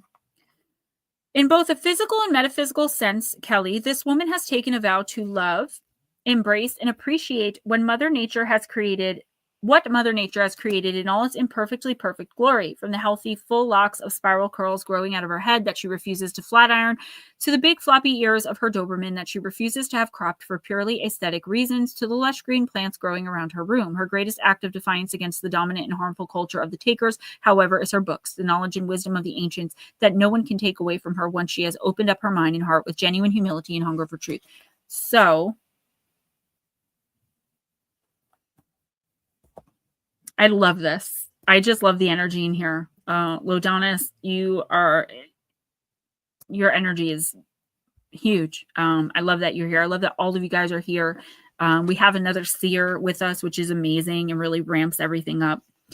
Kelly Lewis, you, again, just like with everyone else, you have a decision to make, but I feel like you need to stand on it. I'm going to say again, stand on business, right? You know the right decision for you here. Heather, thank you. Yes. Kelly, you know the right decision for you here. You know what's right and wrong about a particular situation, but there is someone else. And you know us empaths, we attract the narcissists until, like Lodana said, what was it? Empathic healers are narcissist slayers. But until we're healed, we're subject to victimization. I tell you guys all the time. I'm here, emotionally detached, focus on myself, do me, only speak in facts, don't allow feelings. It's hard to do that every single day, but it is what it is. Kelly, there's something here, like you can really change something in your life. I don't know if this is like a job opportunity or like something like, I'm going to use starting a YouTube channel for like an example that someone is telling you is kind of, I hear that's just stupid. Or of course you would want to do something like that. Somebody is not like ill. And they're trying to manipulate you to make the decision that's best for them. Now, this keeps coming up. This came up like 3 times tonight. And you guys know, I just give the messages. Are you ready, Kelly, to stand on business and be like, no, you know what?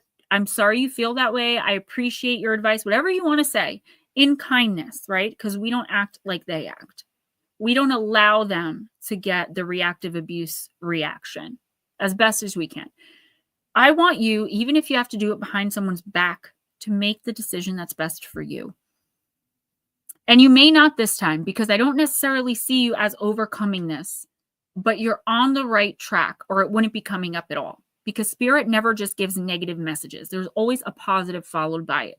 So if I'm getting this negative message of someone overwhelming you so much that you choose purposely and knowingly choose the wrong thing for yourself, that means you're getting to the point where you're fed up with being controlled or being told what to do. This is very bad energy. I don't know if it's romantic. It could be a friend, a kinship. It could be your employer. I used to have a guy that followed me around when I was waitressing, when I'd hold the tray, and he'd be like, Gemma drops the plates, and like kick the back of my feet.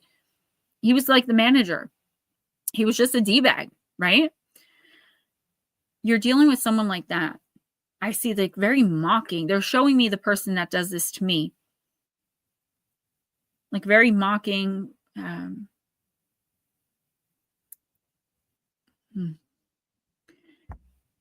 Kelly, you may not be ready right now. Good night, Cliff. Thanks for coming in. See you next week. You may not be ready right now, but I feel like you should at least try to overcome what and or whoever this is. Even if you don't leave the relationship, if it's romantic or otherwise, even if you don't disconnect from the person or the people who are doing this, and I do feel like it's one person mostly. If there's more than one, it's this person leading the pack, but I think it's just one. Getting a dominant male energy, could be a female with a lot of masculine in their chart. Take it as it resonates. You've got to start standing up for yourself, even if it's in small ways. Do you know how I do it? I keep doing YouTube. I keep wearing my wigs. I keep buying the clothes that I like. Even if I'm told you shouldn't be squeezing your 41-year-old body into those shorts. Or look at those nappy wigs. You look ridiculous. Or acting stupid and playing dress up on YouTube again. That's my defiance, because I know those things are what's making that person so uncomfortable because I'm successful. This is something, Kelly, I don't even know if you're still listening, but this is something you need to address very slowly. And I think it's going to start with this decision. you're going to want something more than you want this person's approval. And that's coming in the next couple of weeks. Well, multifaceted Jules, I absolutely know 100% this person's a narcissist. Unfortunately, the just leave, you know how I feel about that. I feel that way for a reason, because a lot of the time you simply cannot. But I've learned ways to detach and to live this way. It's not a good feeling, you know, to keep peace. When the peace is kept is like the happiest I am. Who's next? Mr. Dragonstorm. Ooh, Mr. Dragonstorm. We're going to use deep, dark, and dangerous. I hope we're done by 11. You're welcome, Kelly. Thank you. It doesn't mean I don't want to give people readings, okay? It just means I've got to be done by 11. All right. You got Foresight, Sybil. Are you kidding me? This is the Oracle card. That's so funny. Card number 13, and it is deep. Lots of threes coming up in the, we got 33, like 523s, now 13.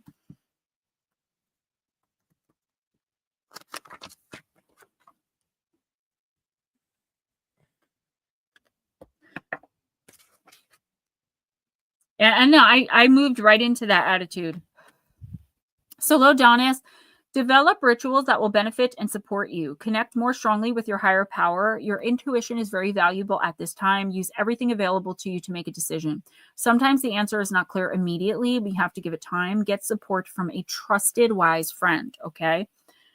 In the ancient world, particularly around the Mediterranean, there were female oracles who were consulted for their abilities to look into the future. Just like you with tarot, you're psychic, just like me with oracle, right? These wise women, called sibyls, were powerful and often educated, and so they were feared. The Sibyl herself did not go by her given name, but the name of the site of her temple. Her old identity was washed away when she trained to become a Sibyl. For example, there was the Sibyl of Samos, the Samian Sibyl on the island of Samos. The Sibyls usually spoke the words of the deity that was honored at their site, or the deity guided the divination method she used, and there was complex and deep ritual that surrounded her. When consulting a Sibyl, the shamanic-style journey started for the petitioner by the act of traveling towards the Sibyl, and the psychological preparations of this kind of pilgrimage were consolidated on that often long journey. There were a number of well-known Sibyls across the Greek and Roman empires, and historically there is the idea of a network of 10 shrines with 10 Sibyls. The Aetherian Sibyl, the Cumaean Sibyl, the Delphic Sibyl, the the Tiburtine Sibyl, the Samian Sibyl, the Hellesponite or Trojan Sibyl, the Cimmerian Sibyl, the Phrygian Sibyl, Libyan Sibyl, and Persian Sibyl. Sorry, I can't. The most famous Sibyl was that of Delphi. The term Sibyl would have predated the eventual specific label of the priestess there, eventually referred to as the Pythia. The temple complex dedicated to the god Apollo and also his twin Artemis was the most powerful in the ancient world. Alexander the Great, King Croesus, Pythagoras, Socrates, and Lysander consulted Sibyls there. Set high in the mountains with a valley leading to the sea, this place was not just atmospherically special, but was geothermally active. It was a place of earthquakes and deep springs and cracks that leaked gases. The Pythia sat on a three-legged stool within a cave that released vapors from deep within the earth. We now know that the natural gas was most likely a kind of methane.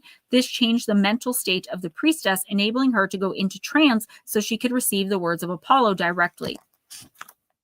Her messages were not always clear, and there were other sacred staff there to assist people with interpretation.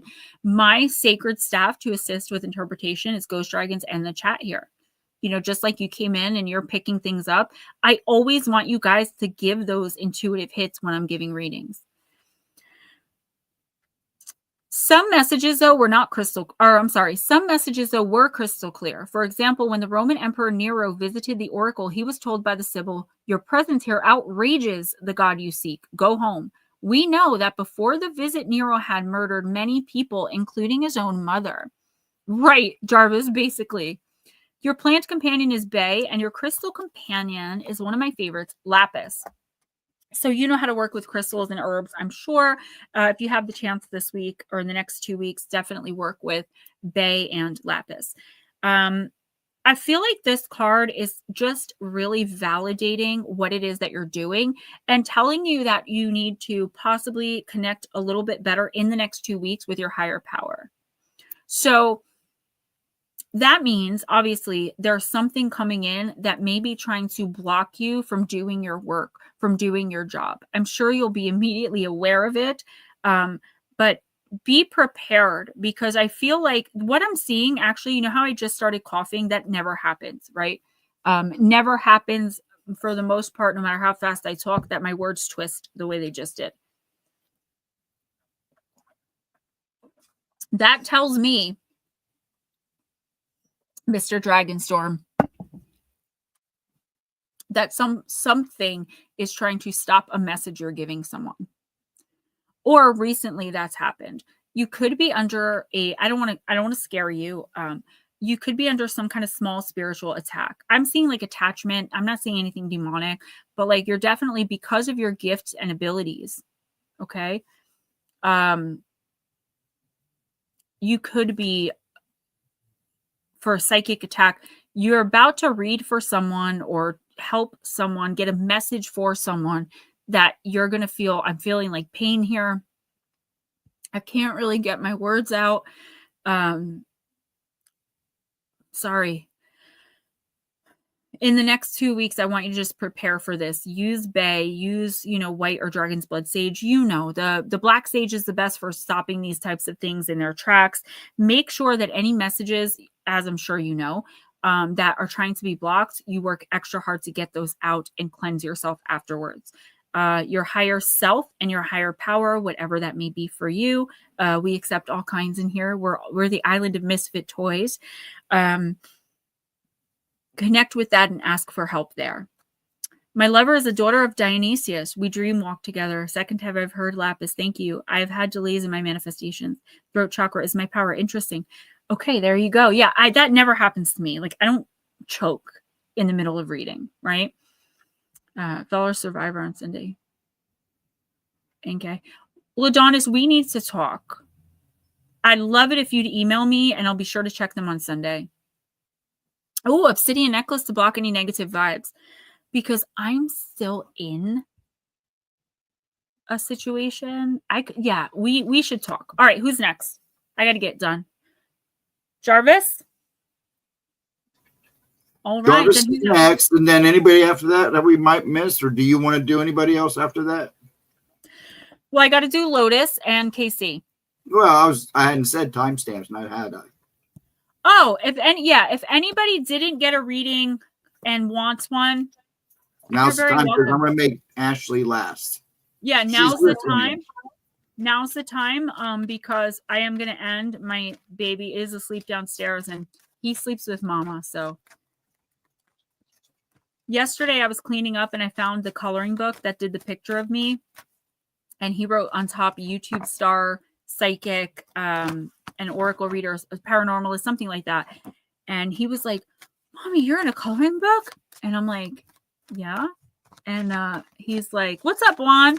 He's like, oh my God, that's so cool. He wanted to color it, but I only had one copy, and they're not making them anymore. So I was like, no. Hi, I'm not done yet.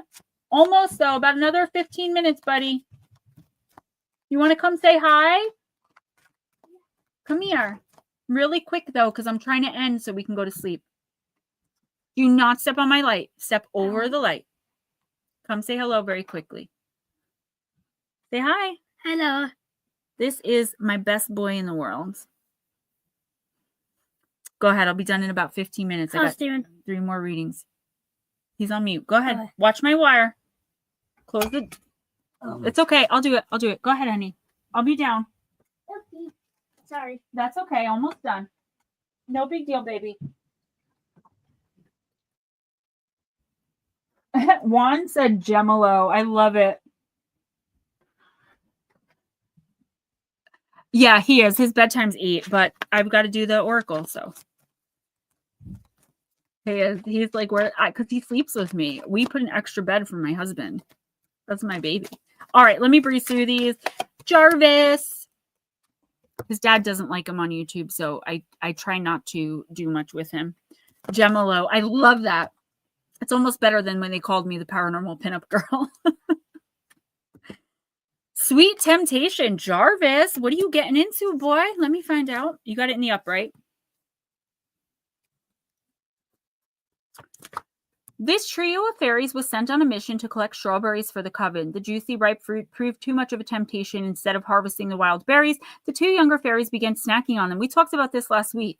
Before things get out of hand, the oldest fairy reminded them of the importance of their task. Fortified by the fruit, the fairies got back to work and finished in no time. At times, it's simply impossible to resist sweet offerings, but sometimes it's not only okay to indulge, it actually helps keep us motivated. Just remember to keep the goal in mind and balance the bitter with the sweet. Oh, thank you, Danny. Jarvis, so if Area 51 and Danny want readings, guys, let me know if you're donating the $2. If you're not, it's okay. I do need it, but if you can't or don't want to, that's okay. We're at the end. I do need to end after Danny, though. Like, no more after that.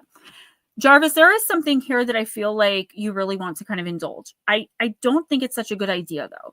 I feel like if you take a little bit of this, like they did with the strawberries, they wanted the strawberries so bad, but they knew they had to collect them for the community. I feel like this is not strawberries, though. I don't know what this is. It's got like a gambling vibe. It's not gambling, I don't think, but it's like that kind of vibe. Like it's not going to be good for you if you do a little bit. Right? So this is like calling an ex back and like sleeping with them when you know they're so in love with you and then being like, girl, bye. Thanks. You know what I mean? Like you were into it. You were good. And, it's because you were indulging, right? I don't think whatever this is going to be good. I feel like you should just say no, walk away from it. If you have no idea what I'm talking about, be prepared to be tempted a lot in the next couple of weeks into doing or taking something or to do or take like excess. Be really careful. I don't know if you're on medications. I presume you aren't. Watch your medications that you're not taking too much. I'm not saying you are. I'm not accusing you. I'm just putting that out there because that's the message that I got. All right, Juan, thank you. Let's read for Juan. We'll do Mythical Goddess. I'm just saying that's kind of the image they showed me for like the example. So, hey, look, when I was younger, there was nothing wrong with that. Now I'm like, I don't know. I'm such like a prude. Except obviously like with my husband. I'm just so nervous around people in general. Good night, Aunt Edna. Love you. Hey, Lawrence. We were actually shutting down, but if you get in earlier next week, if you want to hang out, you definitely can. See what resonates. Good to see you. I see that you're new here. Love that. Love to see the new names, new faces, new energy. Thank you so much, Juan. I appreciate you. And that, guys, is the reason that if you can't or really don't want to donate, I'm able to still read for you, which I would do anyway. Okay, this is a very popular card lately in the personals that I do. It's the 3 of Seas. It's the card of compassion. The second compassion card we got tonight. Juan, thank you so much. You're amazing. This is Mercury in Cancer. Juan, this is you. Dragons, the ancient goddess symbols of compassion, hold the sacred female energy of sexual power. Heart-centered and wise, they dance around the pearl of wisdom, each carrying aspects of the loving compassion they represent: unconditional love, emotional energy, and love of humanity. These dragons are calling to you to open your heart to the kindness of compassion and the high frequency of love, to let the abundance of feeling heal yourself and others in blessing. I feel like this is releasing,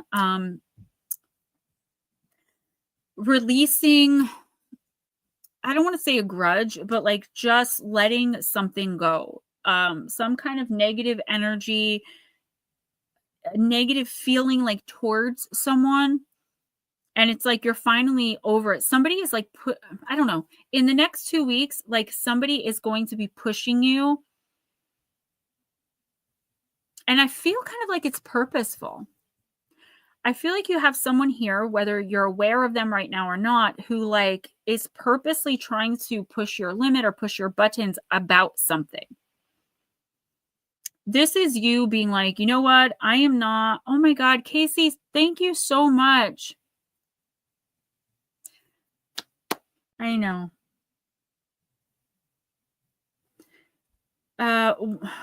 Okay, no. That's my girl. Casey, thank you. You guys are all amazing. Juan, I feel like you're finally just like, you know what? I'm not going to do this, you know, whether it's physically doing something or like engaging in some sort of drama. I don't know if this is romantic or, you know, whatever it is. There's something here that you're just like, you know what?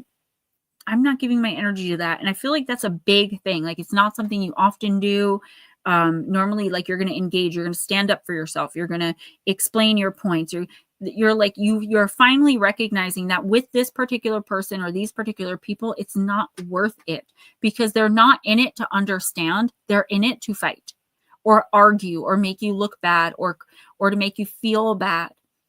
This is a really big thing, though. All right. This is a really big thing for you, because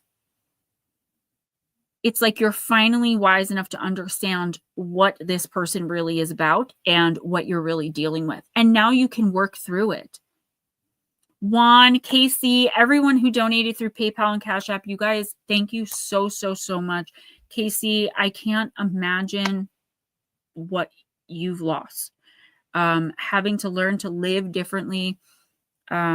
Casey and her husband were married for more than 40 years, and he recently passed very suddenly. And I don't know how to give the right kind of comfort for that, because I've never been through it. But I think as a human being with compassion and as an empath, I can just resonate with the pain, right? And Casey, I know I screw up with texts a lot, but I'm always here for you. If you ever really need to talk, you call me and be like, yo, I just need to talk. You are allowed to do that. That's for all of you. If you're really, really struggling, I'm here. Guys, I've got to move through these a little bit faster, just because I do need to get him to bed, but I don't want to leave anyone hanging. What's his face said he's been here all night. Well, I'm glad. Thank you for hanging out and being with us. I wish you had said something earlier so we could have put you on the list. Who's next? Baby, my daughter, Ashley, and then your 2 timestamps. Ashley, we're going to use Wisdom of the House of Night. By the way, Ashley, those bagels looked so good. I thought when your dad sent me the picture, I thought that he had made them, and I was like, oh my God, like, wow, I didn't know you can make bagels. They looked delicious. And I'm from Jersey, okay? I know a bagel. Pizza, Chinese food, and bagels are my thing. Area 51, thank you. I've been telling people, like, as soon as I finally am able to go and get a haircut, you'll see a lot more of my normal hair, my regular hair. Lotus gave me some stuff. So the issue that I was having with it, like, falling out, because I have the vitamin deficiencies from being in addiction for so long, it messed up my body, my hormones. Even though I've been off drugs for more than 6 years now, my hair, it affected my hair so bad. But Lotus sent me a whole bunch of stuff, and Arisha, her sister. So it's looking good. I just haven't cut it in a year. So we'll get there. Baby Dragon, you got the card of love. What a beautiful theme. They looked really good. I wish you lived closer so I could just like walk over and be like, yo, what are you baking today? I would weigh like 500 pounds by the end of that. Okay. My child, my wondrous one, it's time to celebrate, because love is calling to you to open your heart and receive my blessings. Baby Dragon, choosing this symbol is a powerful sign that love in all forms is in your life now. There's a responsibility to this also. You must give love freely without conditions and love others because your heart is open. There's something else to consider. Love can be a confusing force too, and can sometimes ask you to sacrifice. If your heart is aching and feels like it's broken, know that love is a greater love for you later. No matter where you are in your life right now, love has come to guide you into an important experience. Trust in love. And Casey, I can't help but feel like this card is a little bit for you as well. It's not necessarily talking about romantic love. Baby Dragon, this is understanding that you've been hurt, sometimes by accident and sometimes on purpose by people who weren't your people, right? You might have made some bad choices in love. And again, not just romantic, who we choose to spend time with. Just made a weird noise. Who we choose to spend time with, who we choose to allow into our home. And we give of ourselves and we give of ourselves and we give of ourselves until we're empty and realize nobody's giving back. This is the universe telling you that try your best to drop your guard, because in the coming weeks, somebody really special is coming in. And it, again, I don't want you to think I'm saying like you're going to cheat on your husband, right? This could just be someone that you're getting close to, maybe that you already know. Like if you and I start talking constantly and, you know, vibing, it's like that, like somebody that you can reach out to and that can reach out to you, that you really respect a lot. This person it has been sent to help you move through the issues that you're having in love, in all areas, to help you to understand the role you played, how to never play that role again. But if you're blocking everything out because you're like, I no longer trust love, I'm closing myself up, your heart becomes stone. Baby dragon, it's okay to trust. I know you may not believe that, but I'm telling you, in the next couple of weeks, you're going to want so badly to open up. And I feel like this is the universe telling you, take that risk, take that chance. It will be worth it. And I do feel like this could be someone you already know. And I do feel like it's a friend. Who's next? Timestamps? Oh, Casey's actually here. I was going to say, just go ahead and do her first. Casey, you know, And I then did maybe text I'll you hang back. around to do Lotus's timestamp. I did text you back the other day. You know, I don't know how to really comfort you from a point of having been in your shoes, but I've known you for a long time and I feel connected to you. I feel like you're like one of my best friends somehow.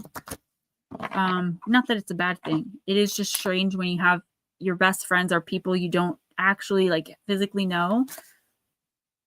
What are you doing? I was telling her not to be your friend. Oh, that's funny. I'm being mean. You know I'm being. That's funny. Juan, thank you. Yes, I take good care of them. Look how serious he gets. I take good care of him. I do myself, but I appreciate it. Anyway, Casey, but I'm still here and I pray for you. My spirit and my heart go out for you. And I hope one day we can get together in a video and I can do mediumship when you're ready. I would be willing to call him in for you when you're ready. And he's very adamant about that. You're not ready yet, which is why you have not seen him yet. He's there with you, but you sense him sometimes, I believe. You probably smell him. But he has not appeared because I remember the first time my stepfather appeared to my mother. They were together for 32 years and they had been together when they were teenagers. She screamed at the top of her lungs and ran out the room. It was a shock, you know. She wasn't ready. And I feel like you're just not ready yet, but you will be. Keep doing you. The fact that you're even surviving is amazing. And that's all you need to do right now. And don't let anyone tell you any different. There's no time limit of when you have to move on. You do you, Casey. You've earned that right. You got Autumn. Release the old and rest. Yeah, guys, I got to get out of here.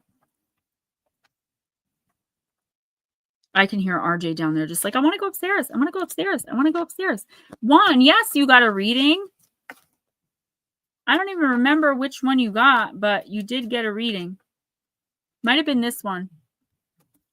All right, KC, release all of the pressure and expectation weighing you down. Shed it all so that you can recover before moving into a time of renewal. So I'm going to go through this with you. Pressure and expectations, just like I do in the personals, okay? Weighing you down.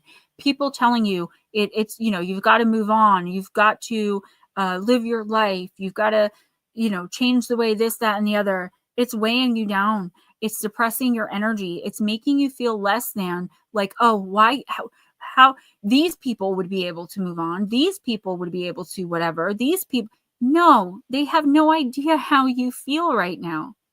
They're just saying whatever generic thing comes to their mind. They have the right, their heart is in the right place. But the things that they're saying are ludicrous, right? Shed it all so that you can recover before moving into a time of renewal. Let go of people's expectations of you and understand, as I've told you many times, or a few times at least, you are allowed to grieve for as long as you want. You are allowed to cry for as long as you want. Do I want to see you grieving and crying? No. But the fact of the matter is, you lost a part of yourself, your soul. Casey, there's no time constraints. There's no time limits on this. accept that and tell people kindly if you want to. Thank you for your advice. I appreciate that. But just let it fall right off you. Oh, here we go. Yeah, some cats that attack are ungrateful and for the streets. I would release them into the woods and let the bears get them. See what I mean?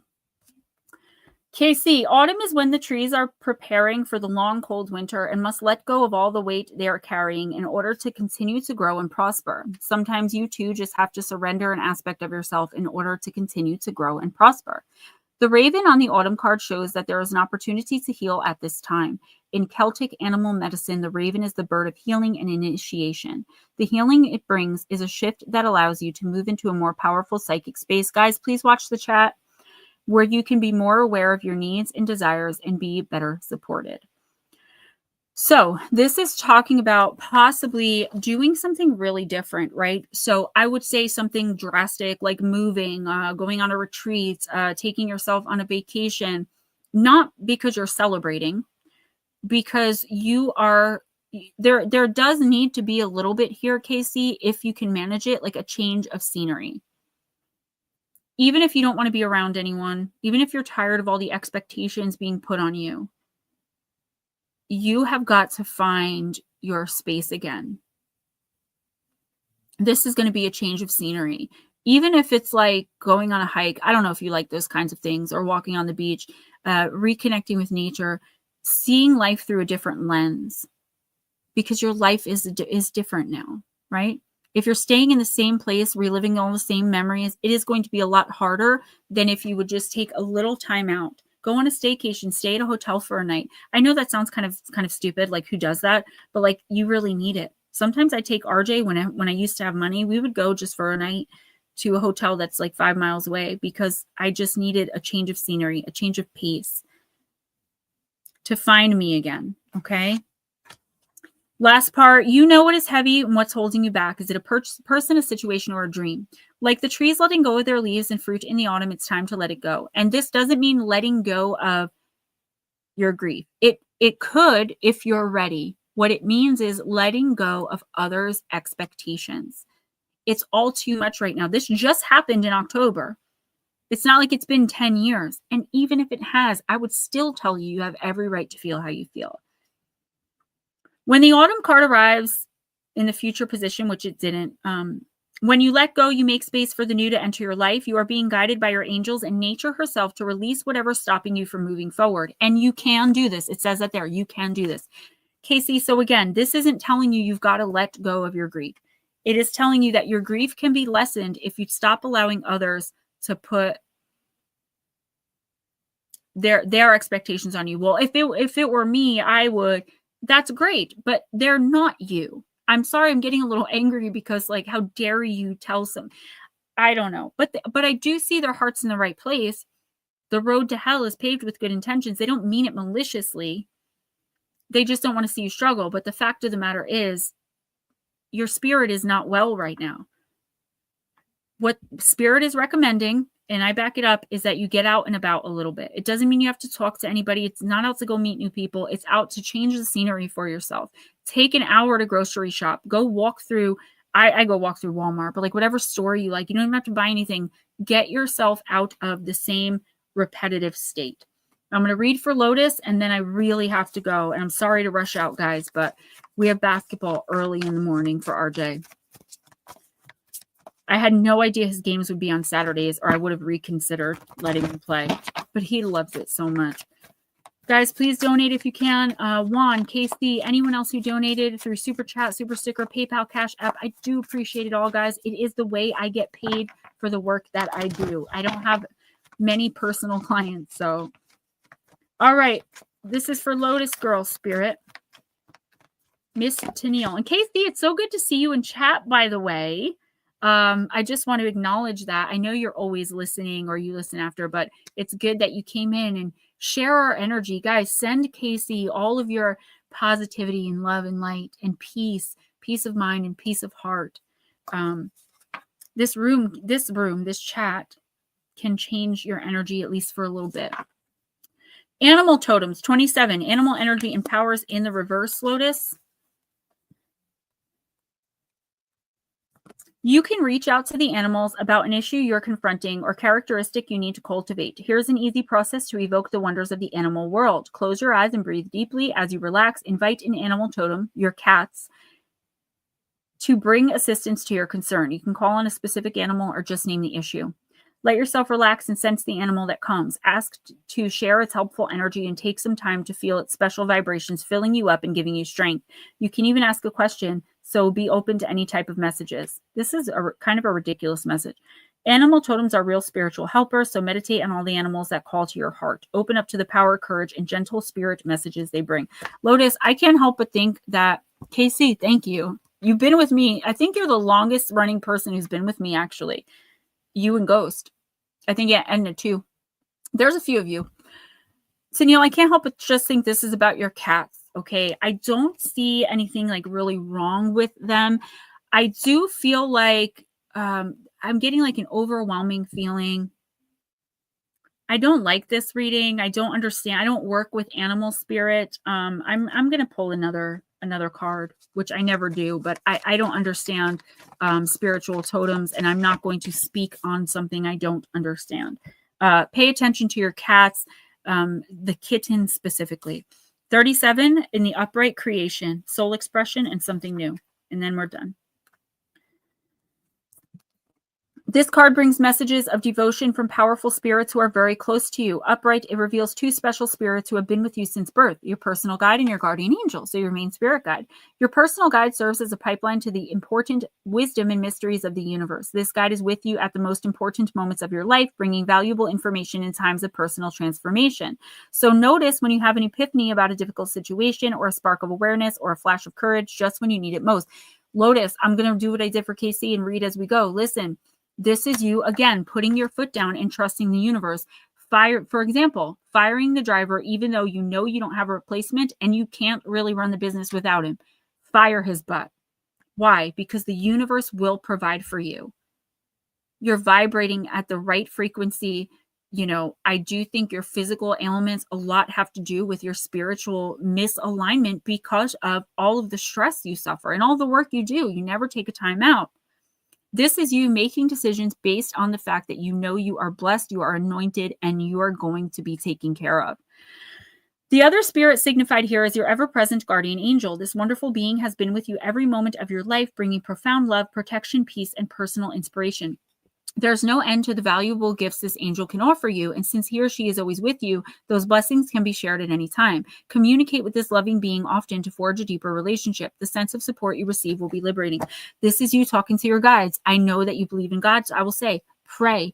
Talk to your Lord and Savior. Talk to, and I never tell you guys to do anything religious unless I know you're religious. Casey, I love you. I love all of you guys so much. Thank you so much for being here and tolerating me and supporting me. Cracked my knuckles. Lotus, have a conversation with your guides, with your spirit team. Tell them what you need. Say it out loud. And then listen for the response or write down the response. You have to verbally, I always say it's like a tag team wrestling match. The person on the outside wants to jump in and help, but they absolutely cannot. It's against the rules. It's against the law, so to speak, for them to do anything unless their hand is tagged. Speaking to your spirit team, to your angels, to God, if that's what you believe in, Jesus, your guides, your ancestors, your extraterrestrial connections, whatever you believe and feel and sense is there.